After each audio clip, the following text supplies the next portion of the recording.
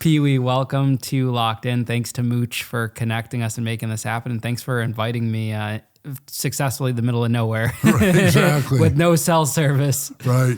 That's why I like it. And for giving us a tour and also for giving us a copy of your book, which we'll have the link in the bio for this. And all right, thank you. This is available on Amazon too? Or? Amazon and off my website, yeah. Okay. And you wrote this book too? I wrote it, personally wrote it. When did this come out? The beginning of this year. Oh, this is fairly new. Yeah. Wow, that's so cool. It took me 10 years to write it. It's thick too. Yeah. And it was funny because when I wrote the book, you write in it on a computer on a Word, on a Word, what is it called? Word process or something? Microsoft Word. Yeah, Microsoft Word. So as you write in it on 11 by 8.5, right? On the sheets, that's will be there. And so I'm writing it. I get in I call the editor up and he says, well, how many pages is there? I said, like 190. Ooh. He goes, you want it to be at least 250, And I said, oh, man. And I go, where am I going to come up with more stuff? And he goes, can't you just make shit up? I said, I don't do that. I'll make shit up. And he says, well, we'll see what happens. Well, what happened was then they take it and they shrink it to a 6x9 in the paperback, and it came out to 304 pages because everything got shrunk. And then they had to rearrange it all. Wow. And I put a lot of pictures in there because I think a book with pictures tells the story more, because as you're reading, you see the picture and you're like, oh.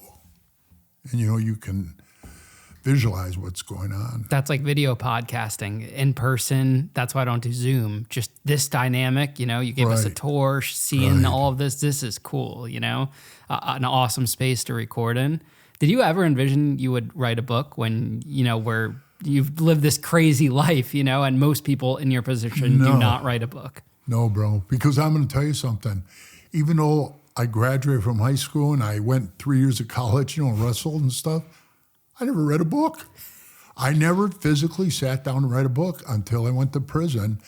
And I read this book about card collectors and stuff. And it was a pretty big book. It was like 270 pages.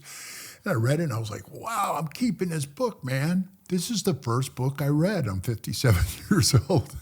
So then I got a couple more books and then I read them, So I read 4 books. So I thought, man, I got to get it. When I get out of here, I'm going to finish my book. When I got out, I had to rewrite it over and over. And then, my spelling is horrible. And I don't know why every time I hit spell check, it wasn't spell checking it for me. So, the old famous telephone, the phone, and then you say the shit on the phone, and then it'll give me the right spelling. But I'm no typer like that either. I was like, ding, ding, ding, ding, ding, ding, ding, ding. Well, so, it did. It took me a long time to write it. Yeah. But I tried to put it in there. I wasn't trying to do any bash in the club because that isn't how I feel. You know what I mean? I was proud to be a Hell's Angel. And I didn't write the book they're bad, I just put in there for Joe Schmo on the street to know what the life is really about before you make that commitment and go, hey, I want to do what you're doing. So I wrote hey, you want to be in that 1% world? This is the way it is. And I was real honest about it. And I don't mention the guy's name. He's out of the club, but I don't want to say his name on here. But he bought the book from me. And it was funny because I saw his name. He's from Chicago. And I saw his name, and and I signed the book to him and stuff. I threw a card in there, called me. Naturally, he never did. He's out. He's out bad, too. And the out bad club, it's getting bigger and bigger. And here's what I really liked about it. I ran into another ex-Hells Angel that lives in Madison, Chris, and I got him in the club. So him and I are still great friends, I love him to death. And he says, hey, I ran into so-and-so. He said he bought one of your books. I said, he did. He did buy one. And I said, oh, why? What did he say? I was waiting for it. He said it sucked. I was grateful when he said, he read it and he said, everything you wrote in that book was true. That made me feel really good, man. Do you think that there's some people that are still in the club that secretly bought your book and supported you? I know they have. Yeah. they're buying it on Amazon. And shipping it somewhere else. Right. Because I see all the names of the people, and it'll say, who do you want it signed to? Because some guy named Tony might buy it, but he wants it signed to Bill, so. That's incredible. Yeah. And I'm sure this whole new world of podcasting is certainly new to you too. I mean, I looked you up before we even met, and you've barely done any interviews. Right. Was I Vlad your haven't done first any one? in 14 years. Wow. And that also wasn't allowed, I'm assuming, back then. No, I'm saying I've been out of the club 14 years. Okay. So, sorry. So I didn't do anything for 14 years. I just mind my own business. I did my prison term, I got out. I kind of stayed to myself. You know what I mean? But the thing is, being a guy like me, I was well known, and I was a shaker and a mover, and I made shit happen, you know what I mean? And I started 2 charters in Vegas, when I moved from San Francisco. And with all that being said, I find it very hard, to blend in or blend out. I can't. Well, physically too. I'm 6'8", 320 pounds right now, and and every time I go somewhere, this is what I run into. That's him. I swear to God, that's him. And oh man, I'm standing there thinking, here comes the bullshit, And it did happen to me in Conway, Arkansas. I was at a Red Robin. And I said, hey, I never ate there. Let's go try that place. I still never have ate there. So we went in there, and I said, hey, I got to take a piss. So I ran into the bathroom. I had shorts on, So, and I had that down the back of my legs, the Hells Angels on the back of my legs, and I ran into the bathroom. I heard the door open up. I was in a spot where I was pissing, and I swear to God, the wall and the other thing were like touching my shoulders. I was like this at the urinal. And that would have been a perfect opportunity for anybody to take me right there, And nobody came up to me, so I had to back out. I couldn't even turn around. I had to back out of the spot when I was done pissing, and I went over to the sink. And when I was washing my hands, I looked over at the guy, and he was just basically like standing like this, looking in the mirror. He wasn't doing anything but this. He's about your size, But he was husky. So I'm washing my hands, and I look in the mirror, and as I look in the mirror, I could see his face perfect. He's staring in the mirror, and I look, and I see a MFFM on the top of his hat, Mongols Forever, Oh, I'm thinking in my head, oh, you got to be kidding me, man. I just got out of prison for fighting with these guys, And now I'm out of the club, so in my brain, I'm out. There's no fight in my game anymore, you know what I mean? I'm not in no... I'm not pulling the Mike Tyson going back at a certain age here and fighting. So all I did was this. I looked at him, and then I saw the Mongol tattoo on his arm, and I kind of glanced at him a little bit. And when I got done, I shook my hands, the water off, and I went, and I kind of chuckled a little bit, and I turned around, I walked over, I'm pulling a paper towel out. And he walks up like all badass, and he goes, hey, what are you laughing about? And I thought, oh, come on, you got to be kidding me. I'll smash this guy, I never lost a fight, bro. So I just looked at him, and I said, nothing. And he said, what, did you ride with a club or something? Well, he damn well knew what club I rode with, So real stupid, I put my hand out, and I says, hey, how you doing, man? I'm Pee Wee. And he grabs my hand. Worst mistake he could have done. And I pull him into me. I grab his hand, I pull him into me, and I go, yeah, I used to ride with the Hells Angels. And he couldn't pull his hand out fast enough for mine. And then he looked at me and he goes, oh, yeah, you're that guy, the big guy from California who moved to Arkansas. So they all know. And he says, and you moved here to retire. And I said, there's no retirement in the Hells Angels. And he goes, yeah, that's what we heard. I said, oh, you heard wrong. You're in or you're out. There is no in between. I'm out. I said, I quit, but then they want to be tough guys and tell everybody they threw me out, and then they put me out bad like 4 months later. That's their MO. And he goes, oh, yeah? And I opened the door, and I pushed him through. I wasn't going to let him walk behind me because, let's face it, Ian, He came in that bathroom to do something, but he lost his nerve. Am I right? He came in there. Why would he came in there? Wash his hands with me?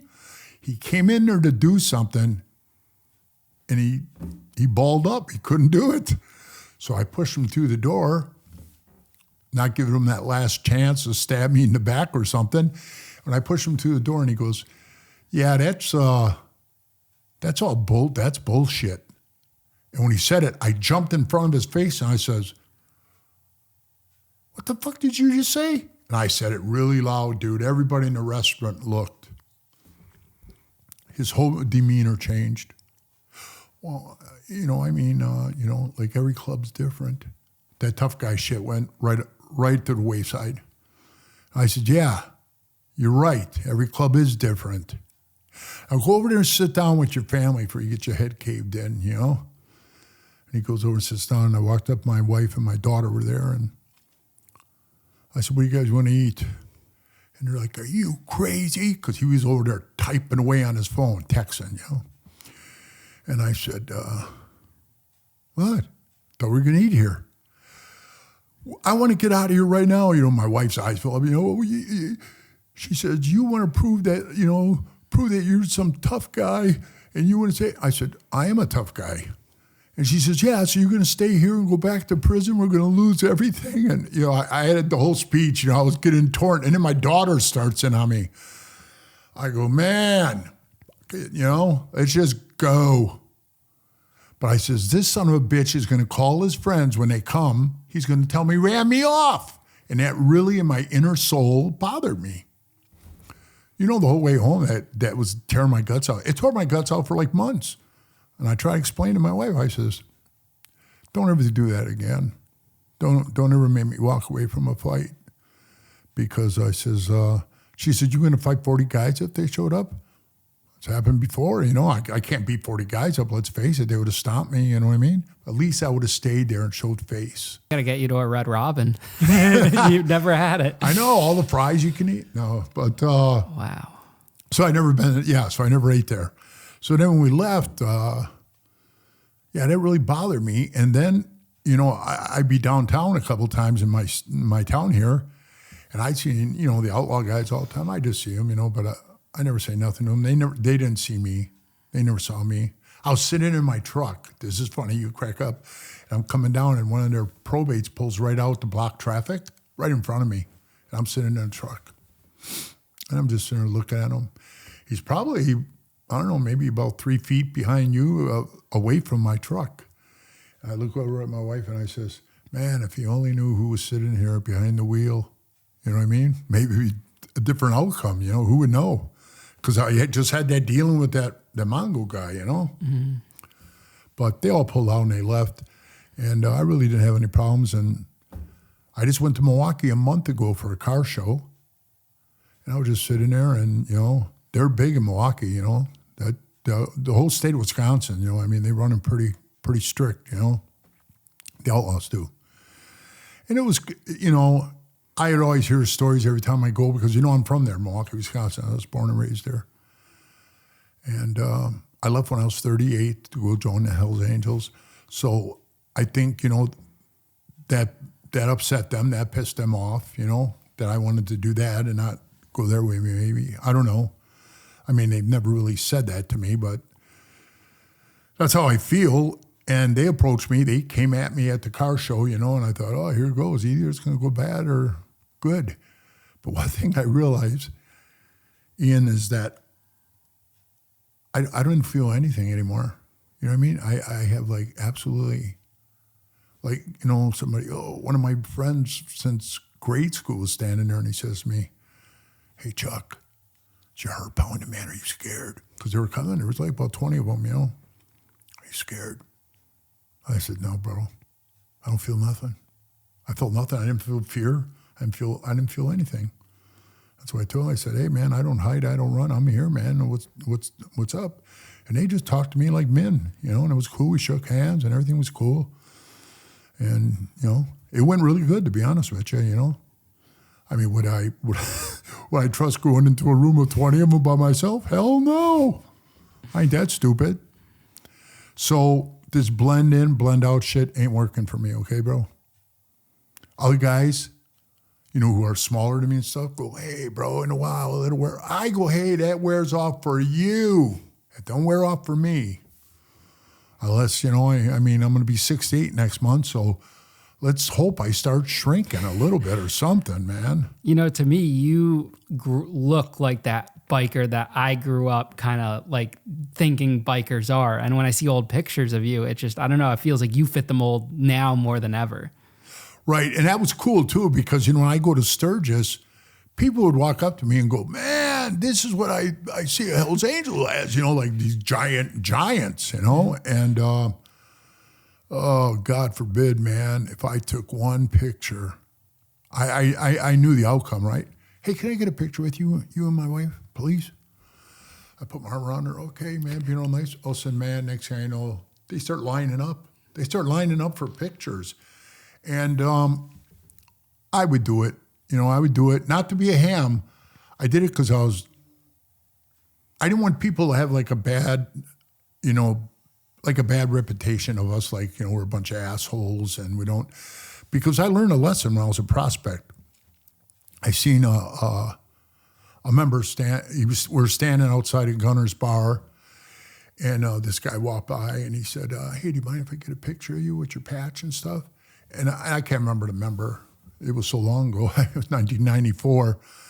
And I remember the member said, nah, get the fuck out of here, you know? And this old timer, who's dead now, he's a great guy, and his name was Bo. He was from Omaha, Nebraska. He turned and he goes, listen, you're in the wrong club, buddy, if you're going to have an attitude like that, because people love taking pictures of us and with us. And if you're going to have that kind of attitude, you need to get out of this club, because you're going to give everybody a bad, you know, a bad rep doing what you're doing. And I was a prospect standing there, and I heard that. So, I mean, you absorb. That's the learning session. So I thought, yeah, that's right. That's the way you got to do it. So the funny part was one of the baddest Hell's Angels, and he's dead now. His name was Ralph. He was bad dude, man. When I first met him, he just got out of Stillwater for a manslaughter, right? He's standing in front smoking a cigarette. He's a big, broad-shouldered guy, and this guy comes up behind him, you know. Now I'm up against the wall. And I guess you couldn't see all the shit because I didn't have like the side rockers and all the stuff. All I had was Prospect, Minnesota. And I was standing up against the wall like this, and guy comes over, and I see the guy, he's doing like the old look around, like, hey, anybody going to see me? And he pulls his phone out, you know. He's trying to get a picture of Ralph's back. And he's doing it. I tap him on the shoulder, turn around, and he jumps, right? And I said, hey, listen, man, instead of being a sneaky bastard, why don't you just tap on my shoulder and ask him, hey, do you mind if I take a picture of you? And real sincere, the guy looked at me and said, I was going to, but I'm scared. I'm scared to like flip out on me or something. I said, well, you never know until you ask. And I don't think he would flip out on you. He goes, okay. He leans forward, taps Ralph. Excuse me. Ralph turned around. Yeah. He goes, do you mind if I take a picture of your back? He goes, no, go ahead. And I said, see? And I learned from that, bro. So when I would take the pictures and I go back to the shop, Sonny goes, I saw you out there taking all those pictures. And I said, oh, my God, don't you ever get sick of it? And he looks at me and goes, you know what, Pee Wee? People fear us, but they respect us. And I said, well, which one's better? He said, both. It's better for them to fear us and respect us at the same time, which makes sense, right? And he goes, but I never, ever blow anybody off for a picture or a handshake. He said, I'm always good. And he goes, and I learned one thing. He says, I get more respect from people. And, you know, everybody respected and loved Sonny. Everybody did, you know. I mean, he was the guy. And he says, I like the way you do that. He goes, when I'm long gone and dead, he says, you're going to be the number one guy. I said, I don't want to be the number one guy, you know. I don't want to be the number one guy. And he goes, no, but it's your personality. That's what carries you. But, you know, people who come in my shop, and I owned that shop for 19 years. So I owned it before I was a Hell's Angel. Oh, I used to make buku money in there, buku. And then all of a sudden, I become a Hell's Angel. I don't make any money. Nobody want to come around there, scared to walk in there. All the guys in the patches are standing outside.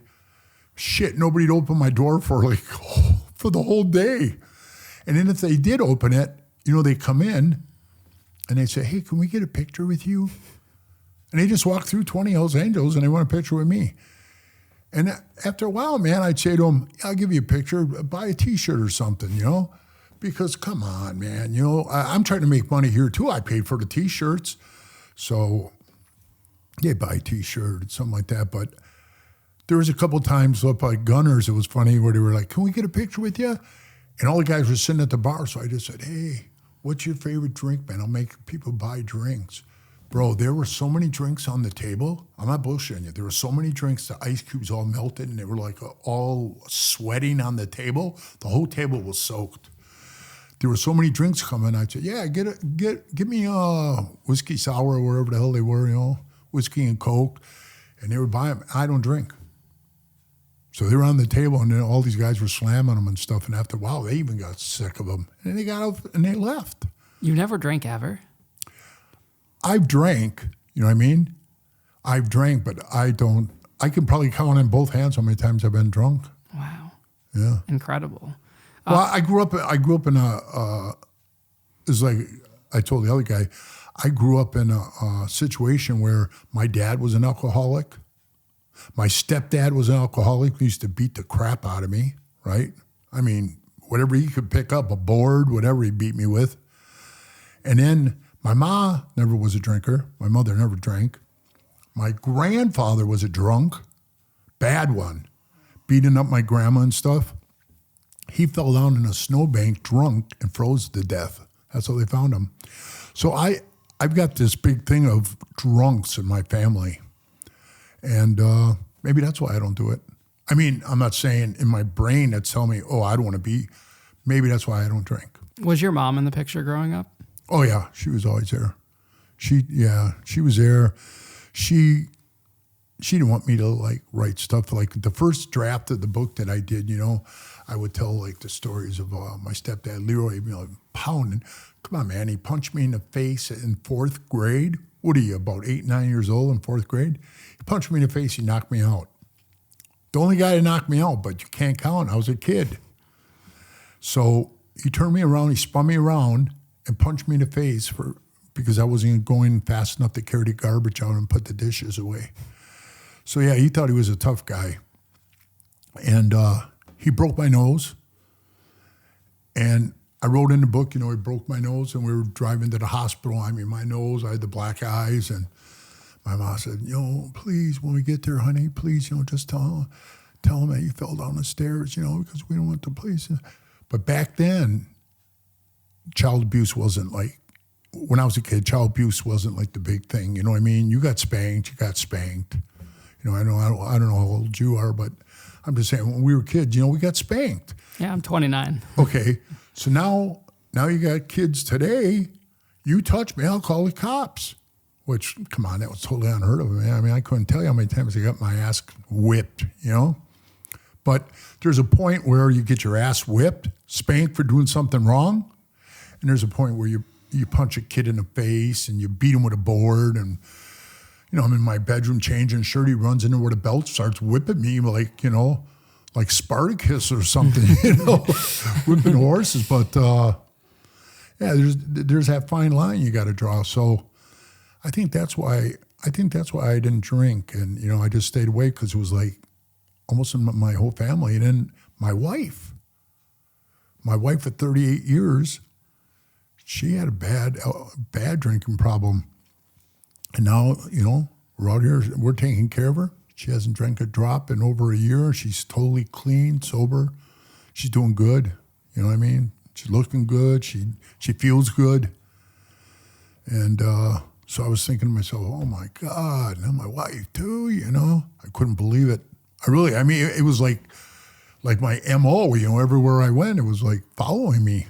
Did you have a relationship with your dad at all? Not at all. I mean, he was in prison for robbery. They robbed a bar or something. He was a driver. Mm-hmm.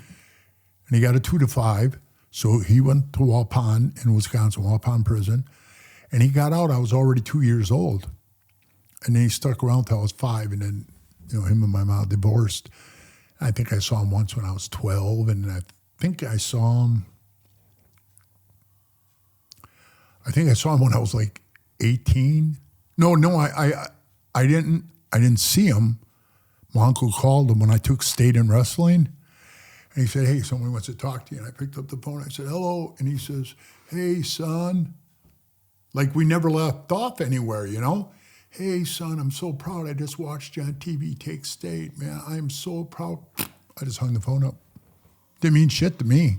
Come on, man. I mean, the guy was never there in my life. And him being proud of me didn't mean shit. And then the next time I seen him, I won the Tough Man contest. Remember those? Yeah. Come on down. They'd yell, you go down there and you fight. Well, I was knocking all these dudes out first round. I was smashing them, right? And at the end of it, when I won it, I was walking around the ring and I was shaking hands. And I reached out and I grabbed this guy's hand. I didn't see his face. I was just shaking hands. And the guy pulled me, like he was going to pull me through the ropes. And I, what? And I thought it was somebody who didn't like me or something. I looked and it was him. And he goes, hey, son. I let go of his hand. I was like, whatever. And then I think the next time I see him, I was in my late 30s doing the Hell's Angel prospect thing. And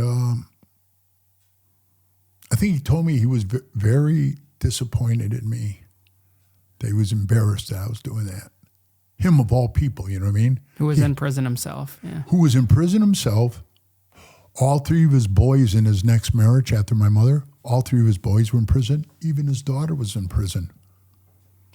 You know what I mean? And he's still got one son in prison right now. The youngest. And he's doing 161 years. Wow. For rape and sodomy and stuff he did to some girl. But I never knew those kids growing up. You know what I mean? We never intermingle. I just told you I didn't have no relationship with them. So for me to go, hey, hey brother, how you doing? Yeah. How would people describe you as a kid? And did people pick on you because of your height? No, nobody. You know what? Honest to God, Ian, I've been like a fighter my whole life. It was just installed in me. Even as a kid, I would fight kids that were way older than me, and I'm not going to sit here and give you bullshit stories. They'd kick the shit out of me, But you learn from getting your ass kicked. So I was in 3rd grade, and a 6th grade kid stomps me, beats me up, stomps on my face, breaks my nose. I had my nose broke 4 times. I just got it fixed last year. And he stomped on my face, and it was for some bullshit. They lived right next door to us, and, we had this family feud going on. But no, they really didn't. Nobody ever went out of their way to pick on me. And I can tell you this will crack you up. 1st grade, I went to St. Mary's Chesahova Catholic School, right? Made my communion there, and I was an altar boy and doing the whole thing. And out on the playground, this boy pushed me down. We're running, he pushed me down. And I got up, I turned around, popped him right in the mouth. They called me in the office. They called my mother. The nun that was running it, the sister tells my mom, we have never had another boy punch another boy in the face at this school ever. So I was like the Antichrist, I hit a boy in the face. So they told me I had to leave. So I had to go to public school. And then I went to public school all the way up to 6th grade. And then I went to a Catholic school again for 7th and 8th. And I still talk to those kids. I just reunited with them. They call themselves the Greyhounds. Giving them a shout out. And I got to see them I haven't seen them since 8th grade. Wow. I just seen them this summer. I met with them when we went and had coffee, and it was really good to see them. I mean, really good to see them. But that, I guess, set a pattern for me, right? Punching a boy in the face for the first time, and then that was back in just to show you how old, 1963, because I remember I walked into the classroom everybody was sitting on the floor watching TV, and all the kids were crying. And I just came back from the bathroom, and I'm looking around like, what the hell? Why is everybody freaking crying for? I look on the TV, and it says, the president is dead. Ooh, John F. Kennedy got shot. And not to be cold, but I was just standing there like, why would I cry? I don't even know the guy. Who cares? You're a kid, yeah. I'm a kid, but they were all crying. But that's yours. That's how I can remember exactly what year it was, 1963. Wow. So then I went to the public schools after that, and oh my God, bro, I can't even begin to tell you the fights. That's why I don't exaggerate in the book when I said, hey, I've probably been like 260 street fights, not counting the 40 professional fights, you know? Is that why you got into wrestling and sports? I got into wrestling when I went to the military academy. My mom sent me there to straighten me out. Well, you see how that worked out, right? So I went to the military school, and they said, you have to go out for a sport there. You just can't sit around beating. So either they said you go out for basketball, which I couldn't stand. You go out for hockey. No, hockey I would have liked, you know? Or you go out for wrestling, or you do intramural stuff, which is like, basically it was like for like the retards in there, you know what I mean? Playing volleyball, badminton, stuff like that. Well, I didn't think I fit in there, okay? So I thought about it, and I said, man, you know what? I think I'm going to try the wrestling thing. Even though I could ice skate really good, you know? And I thought, hey, are you getting good fights on, you know, on the ice too? But I wanted to wrestle. And I'm glad I chose it because it really, honest to God, it's weird to tell you this for like people to believe it, but honestly, it was like in my blood, you know? It came so natural to me. I picked up on it so easy, and I mean, just my movements. I had wrestling coaches see me years after I graduated, after I was out of college, at a bar or a restaurant eating. And they come up to me, hey, you Charlie Goldsmith? Yeah, I'm Coach so-and-so. I used to coach Nathan Hale High School. And I, hey, how you doing? I shake his hand. How you doing, Coach? And he said, you know, you were one of the best heavyweight wrestlers I ever saw. He said, you wrestle like a lightweight guy. You know, I didn't come out there. I weighed 260 pounds, 6'6".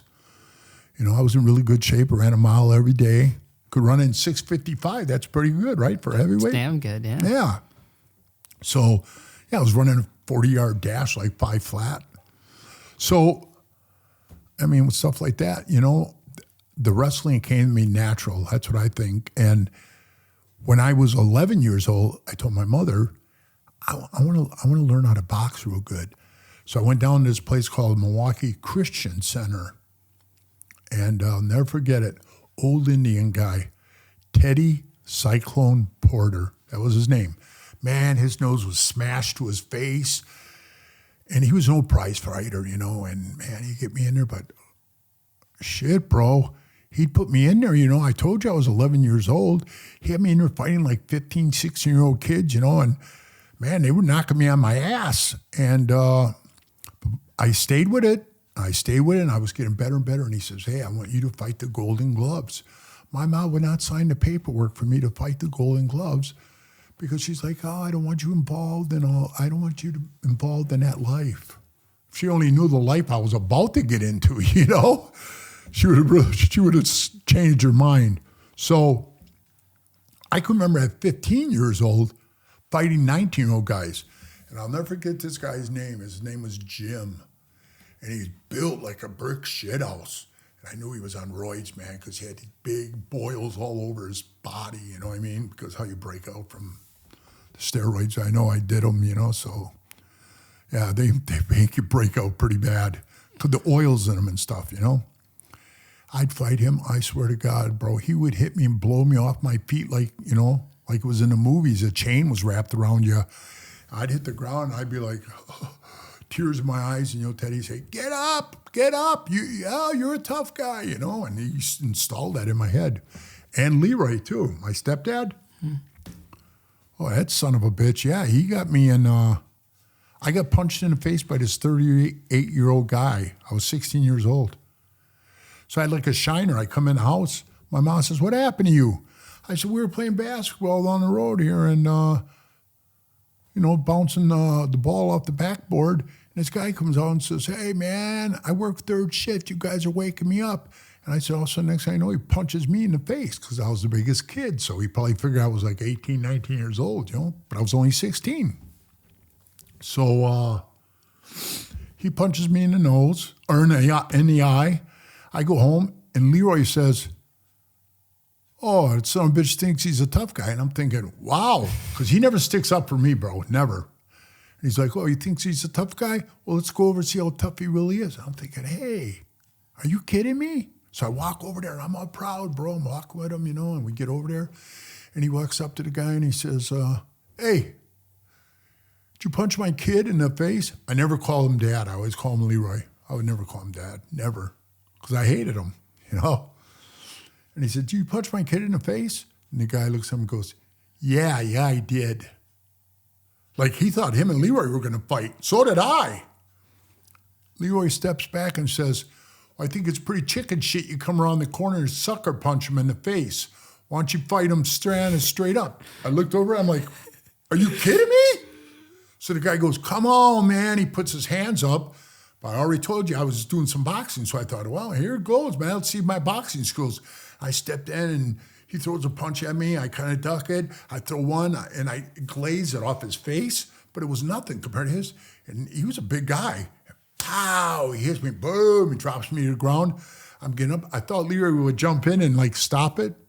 Hell no, man. He let the guy pound on me. And he did it twice. Some kids, when I was walking home, I was walking down the alley and they were smoking weed. They're like 9th grade. I was in 6th grade. I'm up and I look at them. They look at me and they go, fuck are you looking at? Well, I wasn't going to say anything because, they were like right there. So I just kept walking, and they're looking at me. And, as soon as I got far enough away, I turn and I go, fuck you, They come chasing me. And they were big dudes, man. And I ran and I outran them. And I ran down the side by my house. And I ran in the door. Whoo! I get in the door and Leroy's sitting there reading the paper. And he looks and goes, what's going on? I'm huffing and puffing. I go, these guys try to beat me up. These older guys, right away. So these older guys, they try to beat me up. He goes to the door, opens up the door. Hey, what the hell is going on here? They're still standing there. And they said, hey, that little son of a bitch flipped us off and told us to get fucked, He didn't ask for the rest of the story. He didn't ask what they said to me. So he looks at me and goes, oh, you said that to him? Grabs me, throws me out and says, here. They pound the shit out of me, bro. So, I was going to put that, I put that all in my first copy of the first book that I drafted. Mm-hmm. And my mother starts crying and she goes, are you really going to put all this stuff in here? Like, why are you crying? She said, well, you made me look like a bad mom, I go, I ain't trying to do it to make you look like a bad mom, man. It's just, I'm just trying to say, it's the character. I was trying to do like Sos was doing with me. He asked me through my childhood, and I try to write the book to let people know who I am and how I grew up and who I am, the person. But every time you talk to these writers, if you ever had anything to do with it, the first thing out of their mouth was, hey man, nobody gives a shit about you growing up and all that stuff. Start when you were in the Sinners and then we became Hells Angels, that's all they care about. I said, well, that's bullshit. If nobody wants to know who I am, I'm just going to write about that. I wasn't born that. So I want to tell the story of who I am. And most of those writer guys said, nah, this is shit. And they put big X's through it. This is shit. And I'm sorry I took that out. I really am. So I did start it kind of when I was a kid, I just kind of said, yeah, my mom was, always looking for love in the wrong places, and these goons. I says my biological dad was a piece of shit. My stepdad was a piece of shit. I kept it short. And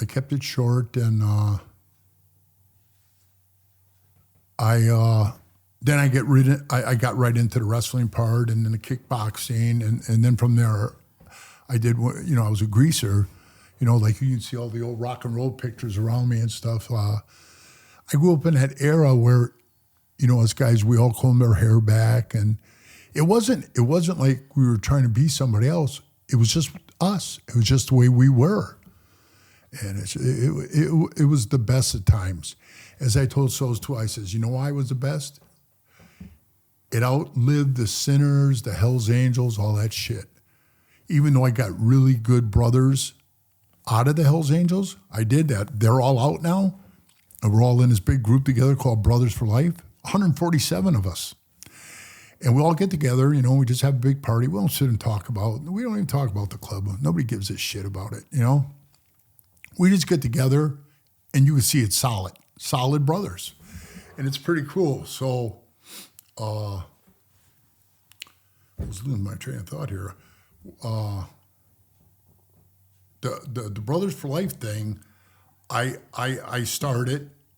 first started it as Group 51, ex-Hells Angels. But then I started letting other people in. Like I got ex-pagans in there. I got ex-banditos, ex-sinners, all kinds of guys. So we're all like in this big, but they're not out bad, you know what I mean? We're the only guys out bad. Other clubs don't do that. I mean, the pagans do. The banditos do. The Mongols too. And the Mongols too, yeah. And Mooch. Yeah. Mooch in there. But like the Sinners and shit like that, they don't do that stuff. And like there's a guy from the Tribe and Red Demon or something like that. I've got like a bunch of guys, bro. If I had to figure out who they all were, but it seems to be working right now. You know, it's all good and it's good with it. And I put on there, you know, hey, listen, man, this site that I'm inviting you to. This ain't a hate group. So if you're gonna come on here and start ripping about the club and you know how you got fucked over and shit, I mean, come on, I don't want to hear it. I don't want to see it on here. I just said I'll block you and throw you off the site. I said this is just a group of guys who still want to be brothers, still want to ride together and stuff. Which you know I don't even ride. I really stopped riding, bro, because the diabetes gave me neuropathy in my feet. I can't feel my feet at all. Like when we're sitting here right now, my feet are ice cold. Wow. Yeah, I feel nothing. So as I'm walking, like at the airport when I just came back, I could see myself walking like staggering, like I'm kind of drunk, you know, so I have to hold the railing because you can't feel your feet. You have no center of gravity, no balance. If I'm in the shower, and I'm washing my face like this with the soap, you know, woo, sometimes I got to grab the walls because, you know, your body's like, if I close my eyes, I'll fall straight forward. I will. It's crazy, bro. Do you ever think about what would have happened if you continued wrestling? And do you wish you went down that path? Yes, I do. And that's a good question, bro. I'm glad you asked me that because nobody ever really asks a question like that. I wanted to be an Olympic wrestler so bad. I really did. And, you know, it's easy to say that. But I can honestly tell you that I know guys are Olympic champions. I know them very well. And I wrestled them. And one was a gold medalist in 1972, Munich. And then he was a silver medalist at 190 pounds. Awesome. Ben Peterson, his name is. And he coaches at Maranatha Bible College, right? And he wanted me to come there. I was like, whoa, that's a little serious for me, you know? But I wrestled him, and he beat me 3-0. So, I mean, I was no slouch. The guy's a silver and a gold medalist. And then when I went up there to University of Wisconsin, you know, for the Badgers, we were in practice, and my freshman year, I lost to Bob Fouts from Iowa State, who was second in the NCAA, beat me 1-0. I was a freshman. So I'm just telling you, I was no slouch. I was a pretty good wrestler. So after that, you know, I said I was a good wrestler. I never told you I was good, like in school. My grades weren't the best, right? I think I had like 2.2 or something like that. And you had to have a 2.5 to get the scholarship. So I had to go to a junior college. I smoked everybody in that junior college. I mean, it was like romper room shit, you know what I mean? I pinned guys like in 16 seconds, you know, with head throws and stuff. So when I got up to the university, I got my grade point up, got over there. man, I was wrestling. I was undefeated. I was doing good, man. You know, I thought, hey, I'm gonna win the Big Ten. Then I'm gonna go for the NCAA, and after that, I'm going for Olympics. And I'm running, and these guys are horse playing behind me, and a guy kicks his legs out. He's 300 pounds, and he falls on the back of my leg while I'm running. Rips my ligament right out of the bone by my knee, and I just collapse. And I got up, and I turned around and said, man, what the fuck, like this, you know? And I don't know. I tried to run from me to you, and I fell down, you know, because the ligament was torn out of the leg. And there was no control of the knee. They ran over. They said, this is serious, man. Took me to the hospital that night. Man, next morning they were operating on me. Put a staple in my leg. 1977, it's still in there. So, with that being said, it was pretty much like the end of my wrestling career right there. You know, I mean, when I went home, I went into like these small little tournaments. It was kind of funny because at the time I was a greaser when I was going in these wrestling tournaments, and then I just had like a couple tattoos like on my arm, you know, and he'd be a cool guy, you know. I had a couple here, one here, I think one up on my upper arm, and I go in there and I'd be whipping these guys' ass, and they're like, "Who is this guy?" Because I was out of the picture so long. But you know, I wrestled a guy that just took state in high school, you know, that year. Oh man, I pinned him with a head throw like in 28 seconds. And then the next guy his name was Kent, was from University of Wisconsin. He was second in NCAA. I beat him 3-2. 3-2 I beat him. Just barely beat him. Then third round, I get this guy, this is gonna crack up, I get this guy named Bobby Kopecki. I'll give you a shout, Bobby. I haven't seen him since God knows when. But his father was my principal when I went to high school. And he used to come with his father to watch me wrestle. Wow. So it was like, you know, and I got to say this to you because you'll think this is funny. I thought it was at the time. He just won the National Greco-Roman Wrestling Championship. So, you know, I mean, that's tough.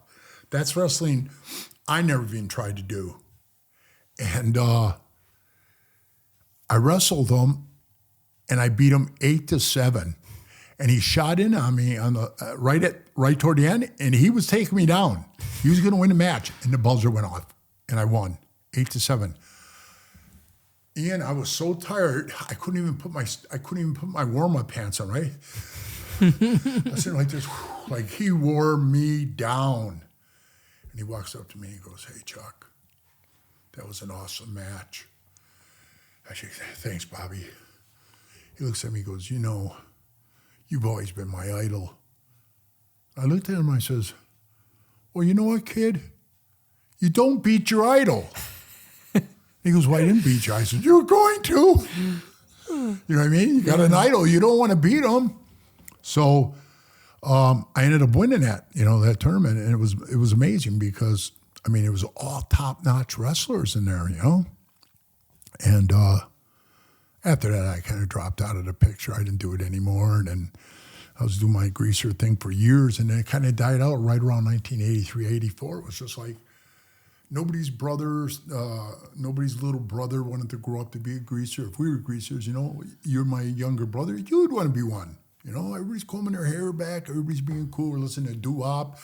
The chicks, we always had the hottest chicks, the coolest cars, and fought, man, we weren't afraid to fight anybody, bro. We fought everybody and anybody. We even fought each other to just stay tuned up, you know? So, after the greaser thing started dying out, I seen some of the greasers started buying motorcycles and they're riding. So I'm like, "Oh, I want to get one, you know?" I'll be honest with you, I was like 23. I never even rode a bike. I was like, man, I don't even know how to ride one. And I told Sosa, I said, my first one to ride was, I got on a bike and I let the clutch out and the bike took off. I went up this grass hill and through a white picket fence, you know, and fell down. And I was like, fuck this shit. But my first time riding a dirt bike, that's what happened. I wish it would have been a dirt bike. I was on like a big one, a big V-twin, you know, and man, it took off, bro. It scared shit out of me. And then, when you get scared like that and you take off, you're like, wait, which one's the brake? And you're trying to feel, and next thing you know, I'm flying up the hill, boom, right through the fence. And so that was my first lesson on a bike. But then after that, I didn't really get that good riding, even in the centers, and I was in there 10 years. Even then, there was a couple of times, like, ooh, there was close calls, that I almost crashed, and I got hit by a car, and it broke my kneecap. Some old lady pulled out of a parking lot at a bar. I think she was half in a bag, you know what I mean? She broadsided me. Actually, I broadside her. She pulled out in front of me, and I T-boned her, flew over the car, landed on the other side. I was looking at her through the window on the passenger side, and she was looking out the window like this, like, where am I? Because my bike was there smashed, but I wasn't there. I flew over the car, and I beat on the window. I'm screaming, and she was all scared. She told the cops that she got new bifocals that day, and they hurt her eyes that you couldn't see.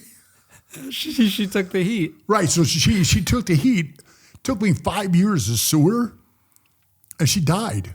She died before I could sue her. So I found out she owned the bar. So I had to sue her estate, you know what I mean? The lawyer says, hey, you did good, man. I got you like $58,000. And I'm thinking, that's a good chunk of change. But I had to wait 5 years for it. And I had like 3 knee operations. Water on the knee, the whole bullshit thing. So he goes, yeah, here's your check. He gives me a check, and I look at it, and I go, $24,000? Thought you said it was $58,000. Well, I had to pay all your medical bills, and I got penny on the dollar on that. And right off the top, he said, I took my 1/3, And I just looked at him and I said, 1/3. You took your money first. Yeah, that's the way it works. Then he paid the bills. Then I got what's left. So I said, how much did you get? He goes, does that really matter? I said, yeah, it matters to me. He said, I got $17,333. I'll never forget it, bro. As long as I live, I'll never forget that number. And I looked at him, I says, you dirty son of a bitch. For that amount of money, you should have been on the back of the bike. And he goes, you really feel that way? And I go, yeah. I never used the guy again. I was pissed. $24,000 is a lot for that time period, too. Yeah, it was. It was. It was a lot of money, but 58 sounded like like $1 million back then. Yeah. But yeah, he got $17,000 and he paid all the medical bills because I told you 5 years of medical shit I was going through.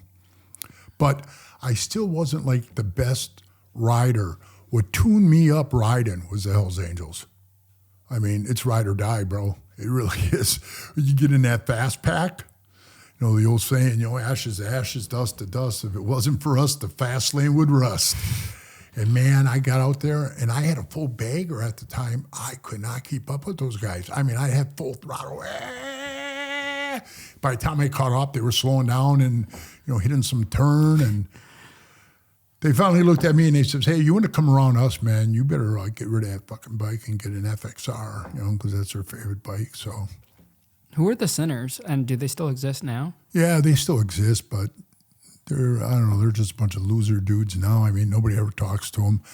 The only place they are is in Milwaukee. When I was there, we were in Milwaukee, LaPorte, Indiana, and Holland, Michigan. Every time we go there to Holland, it was funny. People say, oh, what are you doing here, man? Well, we're here to see the tulips. They're famous for the Tulip Festival. So, but those weren't the tulips we were always looking for, But yeah, I'd have to say my writing skills your writing skills have to get better, bro. Or you're gonna eat dust, man. You're gonna bite the bullet. I've seen so many guys do it too, bro.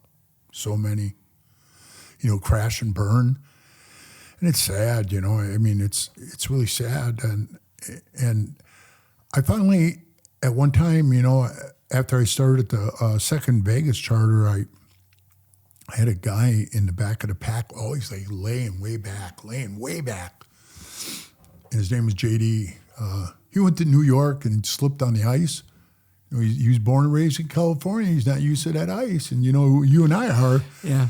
And that old black ice on the ground, well, watch out when you step on it. Yep. Well, he stepped on it, flip, boom, hit his head, dead, killed him. He died from the Yeah, black? he died. Wow. So, yeah, he should have just stayed on the West Coast. So he's way in the back, and I said to him, JD, if you ever think I'm going to vote for you, you better fucking learn how to ride. You're way the hell in back of the pack. I like a tight pack. What the hell's wrong with you? And he was real honest with me. He just looked at me. He goes, Pee Wee, I'm scared.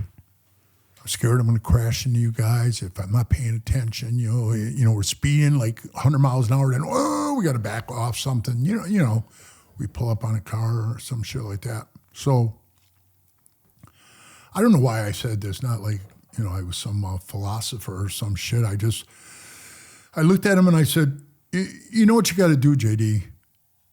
You got to let your fear overcome your scaredness of dying. You got to ride like I don't give a fuck. Just let it go, man. If I crash and burn, I crash and burn.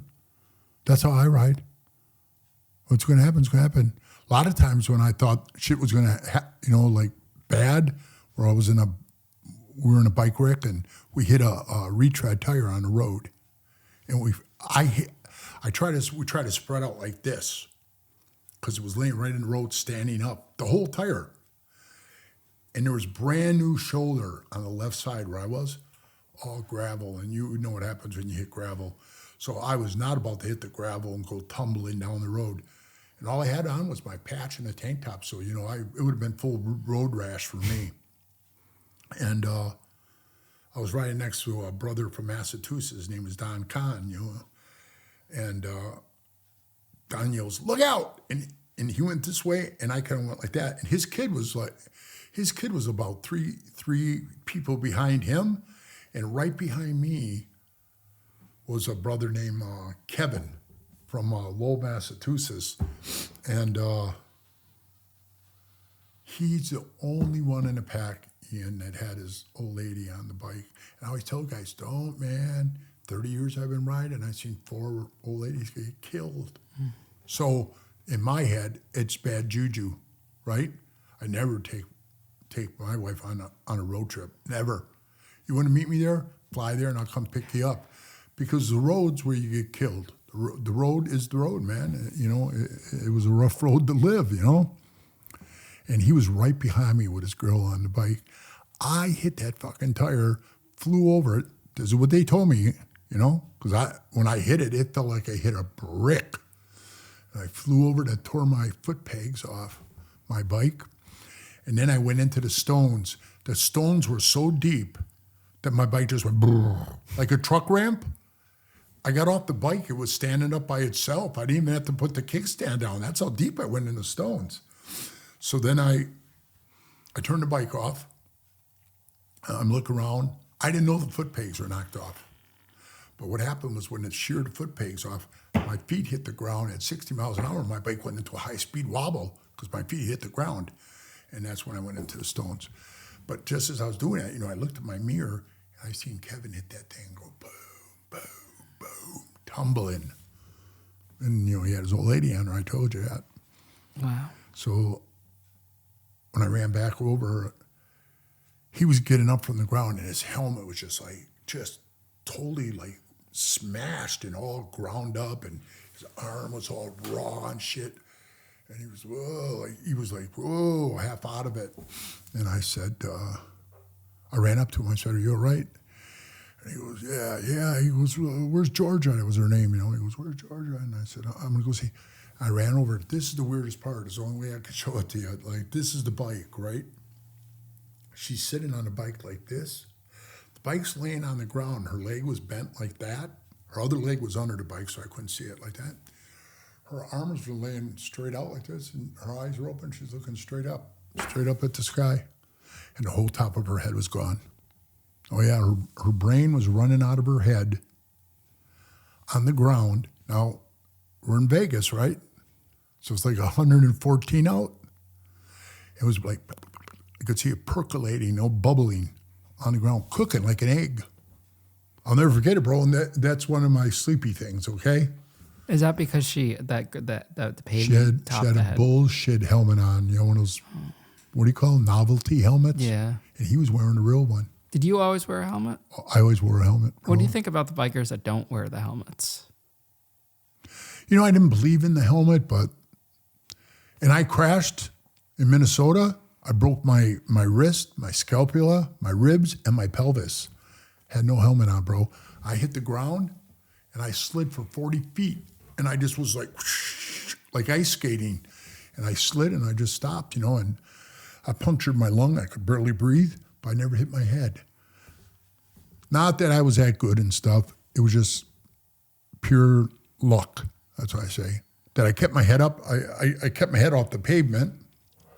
Thank God I didn't hit my head when I hit the ground. But when I hit the ground at 40, everything on the left side of my body broke. Boom, when I hit that cement. Yeah, that cement doesn't give away at all. Wow. Was it normal to go from one motorcycle club to the Hells Angels? It is. You know why? Because I think if you got most of those guys in a room, hey, where are you from, Ian? What club were you at? You were in this club? Like, it's like you start off in these little clubs, right? And you want to move to the big leagues, So you're you're the minor leagues. You want to move into the major leagues. Mm-hmm. Oh, what'd you pick the Hells Angels for? Oh, I want to go to the top of the food chain, And most of the guys in that club, the very few that you will find say, no, I was in never no other club. I just came right into this club. They wanna progress and move on to the bigger one. Like my guys and the Sinners, when I saw the Hells Angels, I told Sosa, I said, hey man, that's what I want to be. And I walked right up to one of them, stood next to him, he looked, and guess who it was? Ralph. He was the first Hells Angel I really talked to, met. He's standing by the fence, he's smoking a cigarette, and like I said, he's big, broad-shouldered guy, he could fight like a son of a bitch too, man. And I walked up to him, I looked at him, he looked at me, and I said, hey, how you doing? He goes, good. I said, hey man, I'm Pee Wee, Sinners, Wisconsin. And he goes, Ralph, Hells Angels, Minneapolis. Shook hands. As soon as we got done shaking hands, I'm standing there. I'm wearing my Sinner patch. I look at him, I go, so what do I got to do to be you, Ralph? And he goes, where do you live? I said, Wisconsin, Milwaukee. He goes, move to where we are. That's all he said. He walked away. And that's all it took? You just had to move there? Well, yeah. Well, I had to hang around. They made me hang around for 3 years to get to know me. And is that the prospecting phase, or? No. Then after the 3 years of hanging around, usually like in Canada, they're very strict. They make you hang around with them.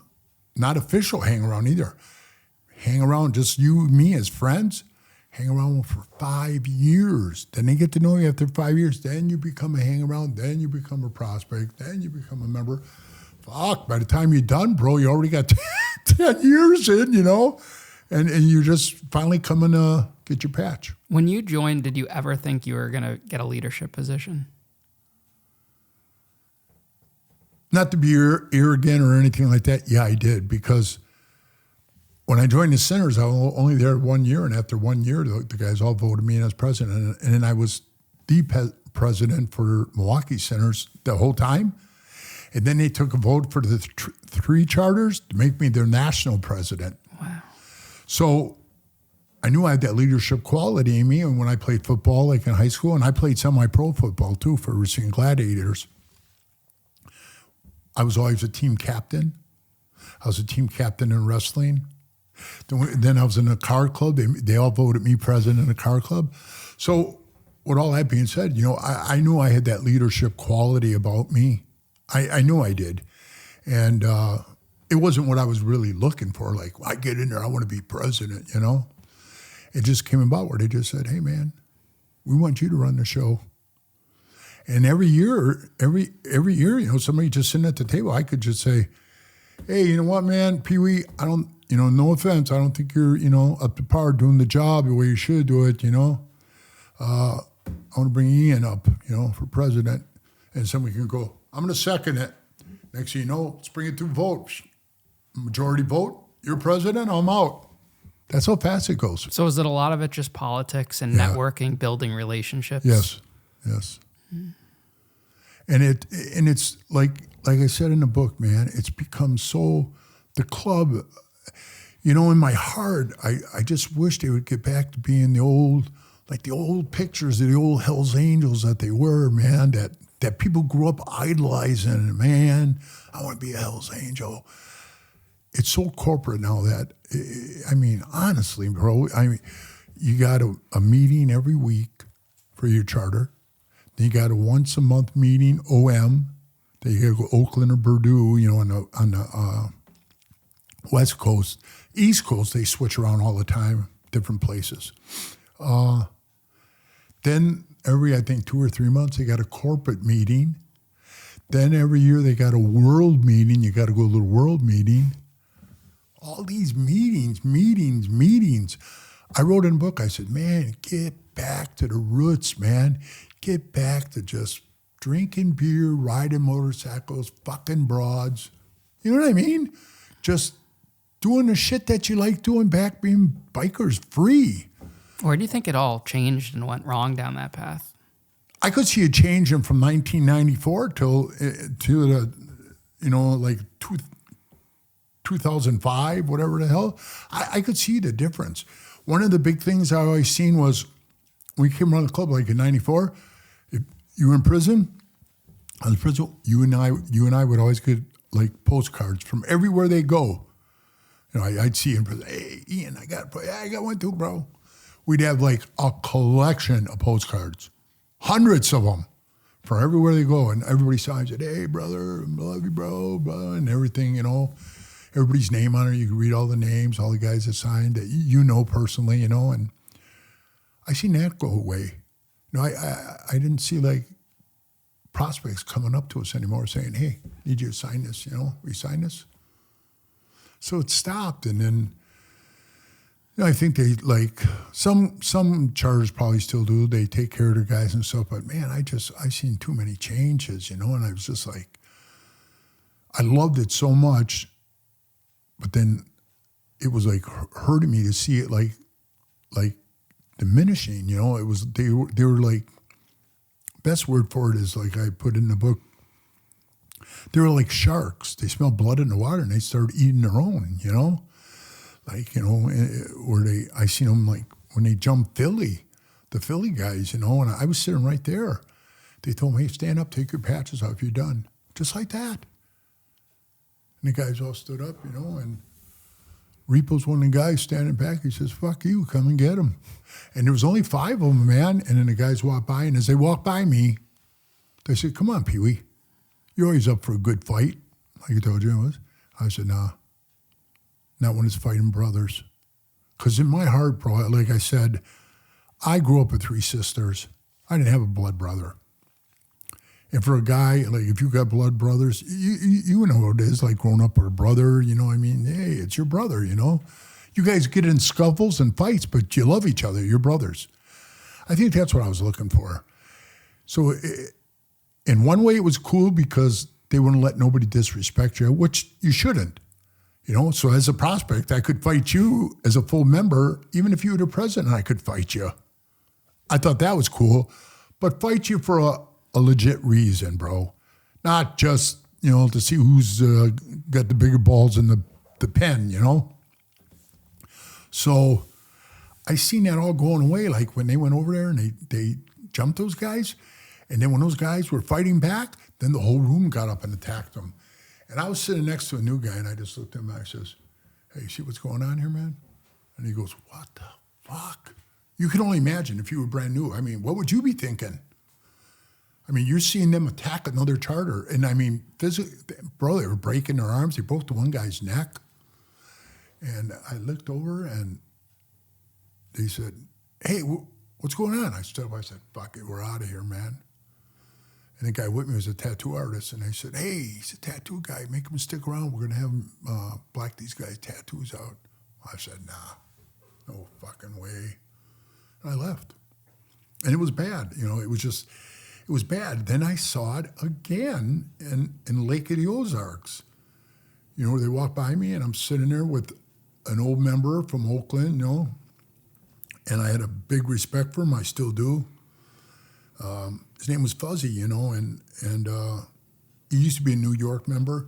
Now he's in Oakland, and like I said, big respect for the guy. I love him, and him and I were just sitting there shooting this shit, and as they walk by, they go, "Hey, Pee Wee, come on, man, we're going to go jack up the Michigan guys."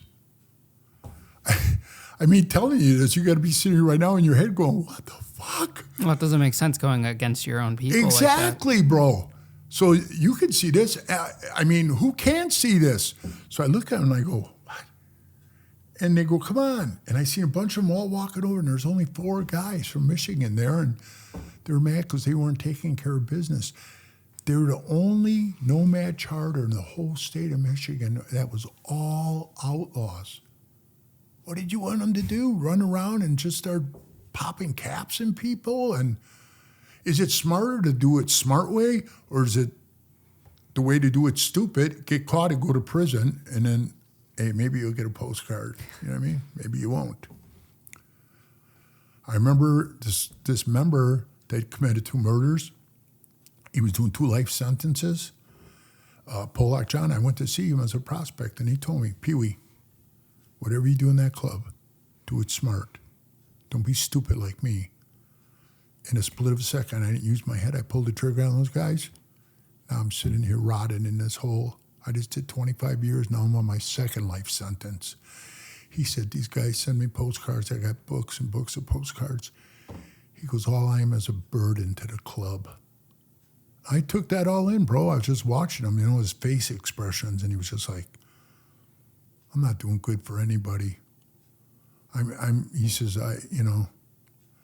I should have used my head more.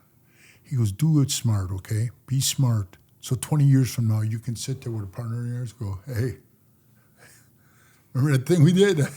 Hey, that was cool, man.' You know what I mean? You can laugh about it." And when he said that, it meant a lot to me, Obviously, it didn't work for me at the wedding chapel because I was on film, beating the shit out of the guy. So. How long did it take for you to become president? Oh shit, man!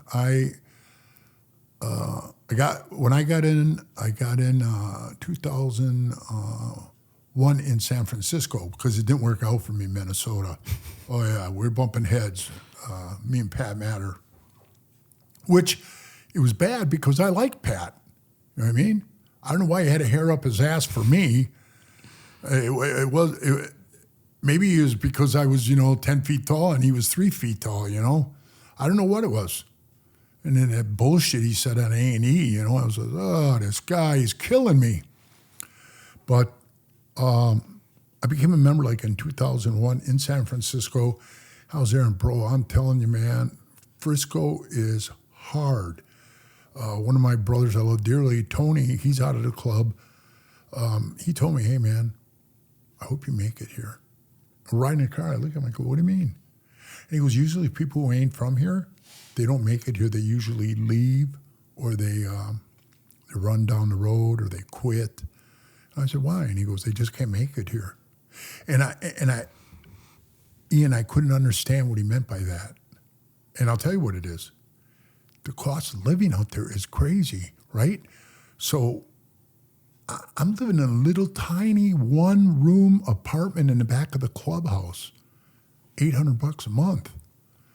And then when I got there, they said, "Hell, you're a Teamster? Oh, get you a job. We know the Teamsters real good." Okay, I go down there. The guy goes, "There ain't no jobs. There ain't no driving jobs." And I go, "Wow." So I kind of was like, now what do I do? And one of the guys in the club hooks me up with this guy named Tony, this other guy, Tony, that owns these nightclubs, And he's got one downtown called the Dog Pound, where these rock bands played at.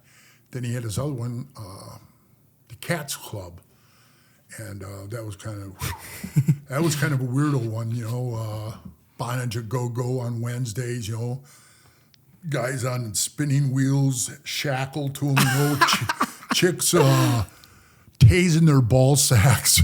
Yeah, I'm telling you the truth, bro. We were in there.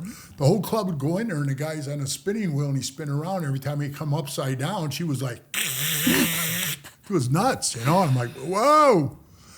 But yeah, shit like that. Yeah. Or, you know, tiny girls up there, boom, boom, guy socking her in his stomach. Weird shit, man. Guy walking around with a priest outfit. This guy got beat up by one of the guys in the club. He had a priest outfit on, you know, the little white collar thing, and it's hanging down and stuff like that. He's walking around, he's got a strap-on on. I'm just trying to tell you, San Francisco, bro, okay? So your mind's got to open up on that, right? You know what's bad? When I took my wife for a ride on the bike down the street, the two homosexuals were walking down the street holding hands, and my wife says to me, "How come you never hold my hand like that?" So that's just to show you how intense that place is, right? So this guy's walking around with the strap on, and one of the other members says to me, "Hey, man, are you Catholic?" I look at him, I go, "Yeah." And he goes, "Yeah, I went to Catholic school. I was an altar boy." I said, "So was I." And he goes, "I find it offensive, that dude wearing that dildo, man. I'm going to fuck him up." And I said, "Hey, it's weirdo night, man. It's Wednesday. You come in here, you know it's weirdo night. So you go over to fuck with this guy? He's not really a priest." "I don't care." He went over and he punched the guy.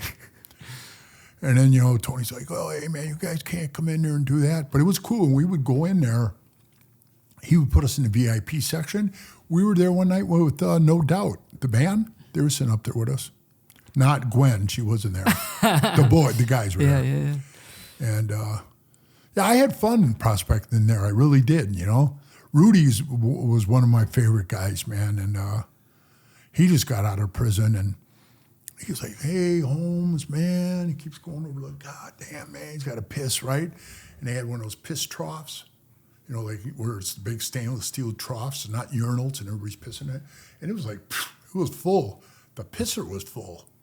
The shitter, there's only one shitter in there, and the guy's standing there pissing. So, and then there's a line against the wall, and it was a long line, man. And Rudy's like, "Man, I'm about to piss myself." And I said, "Bro," I was a prospect, and I would stand like right by the gate so nobody could go in VIP. I go, "Bro, you got to piss?" And he goes, "Yeah." "Why didn't you say so?" I just walk in the bathroom, the guy's standing there, his hand, he's pissing. I grab his belt, I grab him by the back of the neck. I pull him right away from the urinal. I mean, his shit's spraying all over the place. I run him, throw him right out the door. And I walk over, "Hey," I told the guy, "Don't go in there." "Go ahead, Rudy." Rudy goes, "You kill me, Holmes." But that's just the way I was, man, you know. And Rudy went in there, took a piss. He was all happy. But I had fun in Frisco, but I just couldn't make it there, bro. And then the words of Tony came to me, you know, "Hope you make it here." I was struggling, man. So I worked 4 hours a night, $25 an hour, $100 a night. But I'd only work like 4 nights, I should say. I'm sorry, 4 nights a week, $400. Come on, bro. I just told you I was paying $800 for the room in the back of the clubhouse. So that's half the month's money, and then I gotta live off the other $800, pay the dues every week, put gas in my bike, put gas in my van, buy food, eat, all that shit, man.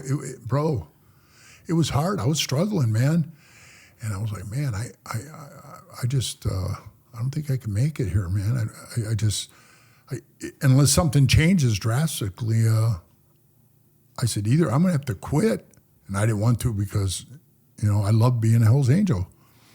I said, "You don't have to quit, or I'm going to have to move someplace where I can work."